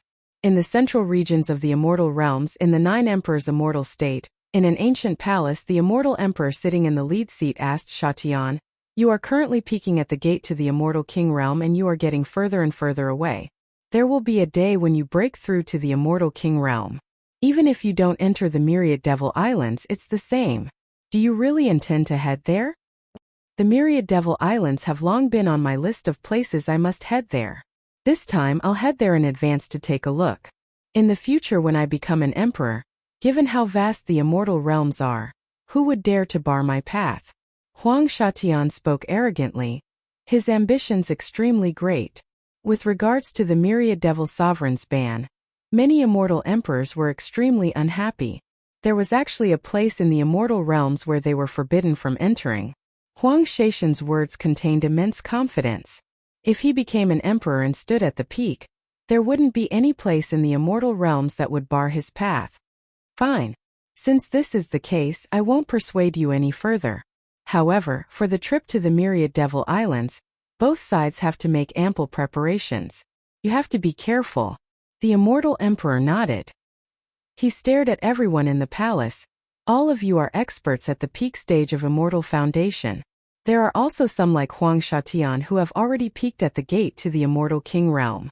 This trip to the Myriad Devil Islands can be considered a tempering exercise. In the Myriad Devil Islands, all of you have to obey Shaishan's orders. Yes. Everyone nodded. The same scene happened in many other powers. The Skymist Immortal Emperor's side had more participants, and it was easier for them to select 100 peak stage Immortal Foundation experts. The sacred ground of the Buddhist sect, Wenqin Temple, was filled with Buddhic chants. Occasionally, there would be the chimes of Buddhist bells ringing. Under a Bodhi tree below the stone steps, Monk Bujia let out a sorrowful cry. How can the Buddhist sect enter such a filthy place? This disciple won't go. Foolish. On the stone steps, a reverend from the Buddhist sect held his Buddha beads in his hands, causing rustling sounds to ring out. He stared at Monk Bujia and reprimanded, as disciples of the Buddhist sect, we should head to the darkest and most filthy places to comprehend the Tao. This time around, if you meet evil people who have committed heinous crimes, you should also do your best to enlighten them. This is the true great Tao of the Buddhist sect. Eldest senior brother. Second senior brother. Bujia stared at his two senior brothers with pleading eyes. Master's words are naturally the truth of the Buddhist sect. At this moment, Buyu didn't remain silent. He spoke in a very natural manner, causing Bujia to silently curse. In front of his master, his senior brother Buyu's bootlicking ability was countless times stronger than his. We're going to purge the Devil Dao's villains, Buchan said seriously. Buddha and devil are incompatible. My cultivation base is still too low. Do you guys want to harm Bujia? Bujia held in sorrow. If I don't enter hell, who would? Buyu's expression was solemn. Many thanks senior brother for accompanying me. Bujia bowed. Wrong, eldest senior brother is speaking on your behalf. Me and eldest senior brother want to study the Buddhist scriptures. We won't be accompanying you. Buchan spoke. Why don't you guys enter hell but me? Bujia angrily asked. Because you are weak. Entering hell is also a form of cultivation. Buchan had a straight face as he spoke. I want to renounce asceticism. A roar of grief and anger rang out from the Wenqin temple. In the southern regions, an immortal emperor from the Zhang clan, one of the three ancient clans, stared at Zhang Ziyu and the others as he spoke. Do you guys really want to head to the Myriad Devil Islands? This place is extremely dangerous. If you meet with danger, our clan won't be able to save you. Only then would it be considered a true tempering exercise. Zhang Ziyu spoke. Seems like you have a deep obsession with those who are cultivating in the Sacred Academy. They are entering the Myriad Devil Islands to participate in the adjudication battle. Yet you actually want to enter as well? In that case, I'll grant you your wish. That immortal emperor spoke. In the northern regions of the Immortal Realms, in the 100 Refinements sect, a similar scene happened.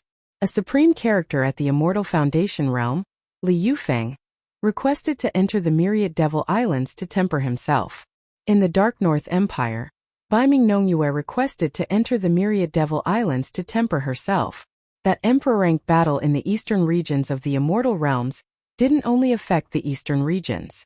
In the boundlessly vast Immortal Realms, in the southwest direction, there was an extremely vast region named the Death Region. This region was extremely famous for being chaotic. There were no major powers controlling this place.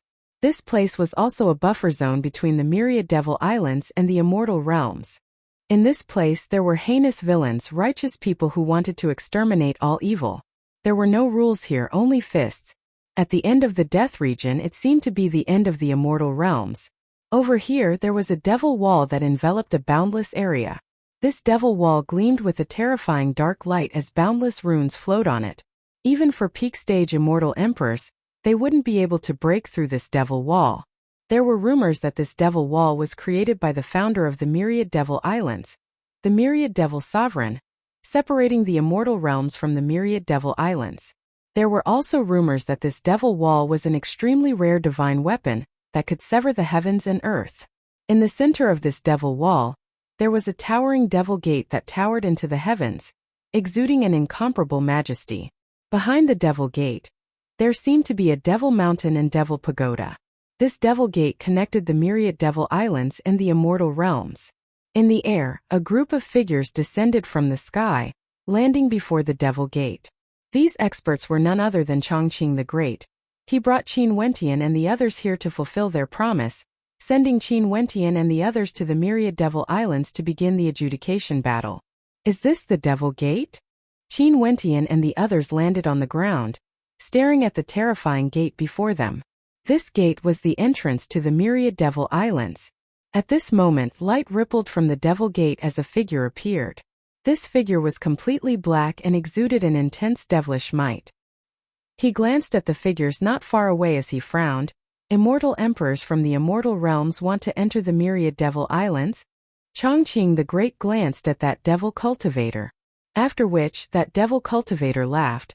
Seems like they are sending their descendants to the Myriad Devil Islands to temper themselves. In that case we have to be more careful. As he spoke, he immediately stepped forward and left. Let's wait for them here. Chongqing the Great spoke. In the next few days, Qin Wentian discovered that many people actually came to the Devil Gate. In addition, many of these people were geniuses from the Sacred Academy. They weren't involved in the commotion, but they also came here, wanting to temper themselves in the Myriad Devil Islands. This was especially so when Qin Wentian saw a Buddhist reverend bringing bujia over. Qin Wentian couldn't help but be astonished. Brother Qin, good brother. In the future I will definitely follow you. Bujia howled in grief when he saw Qin Wentian. After which, he directly rushed towards Qin Wentian. What's going on? Qin Wentian asked. My master wants me to enlighten those devil cultivators. I'm worried that before I can enlighten them, I would already be enlightened and sent to meet the Buddha. Bujia sighed. Just you alone? Qin Wentian blinked.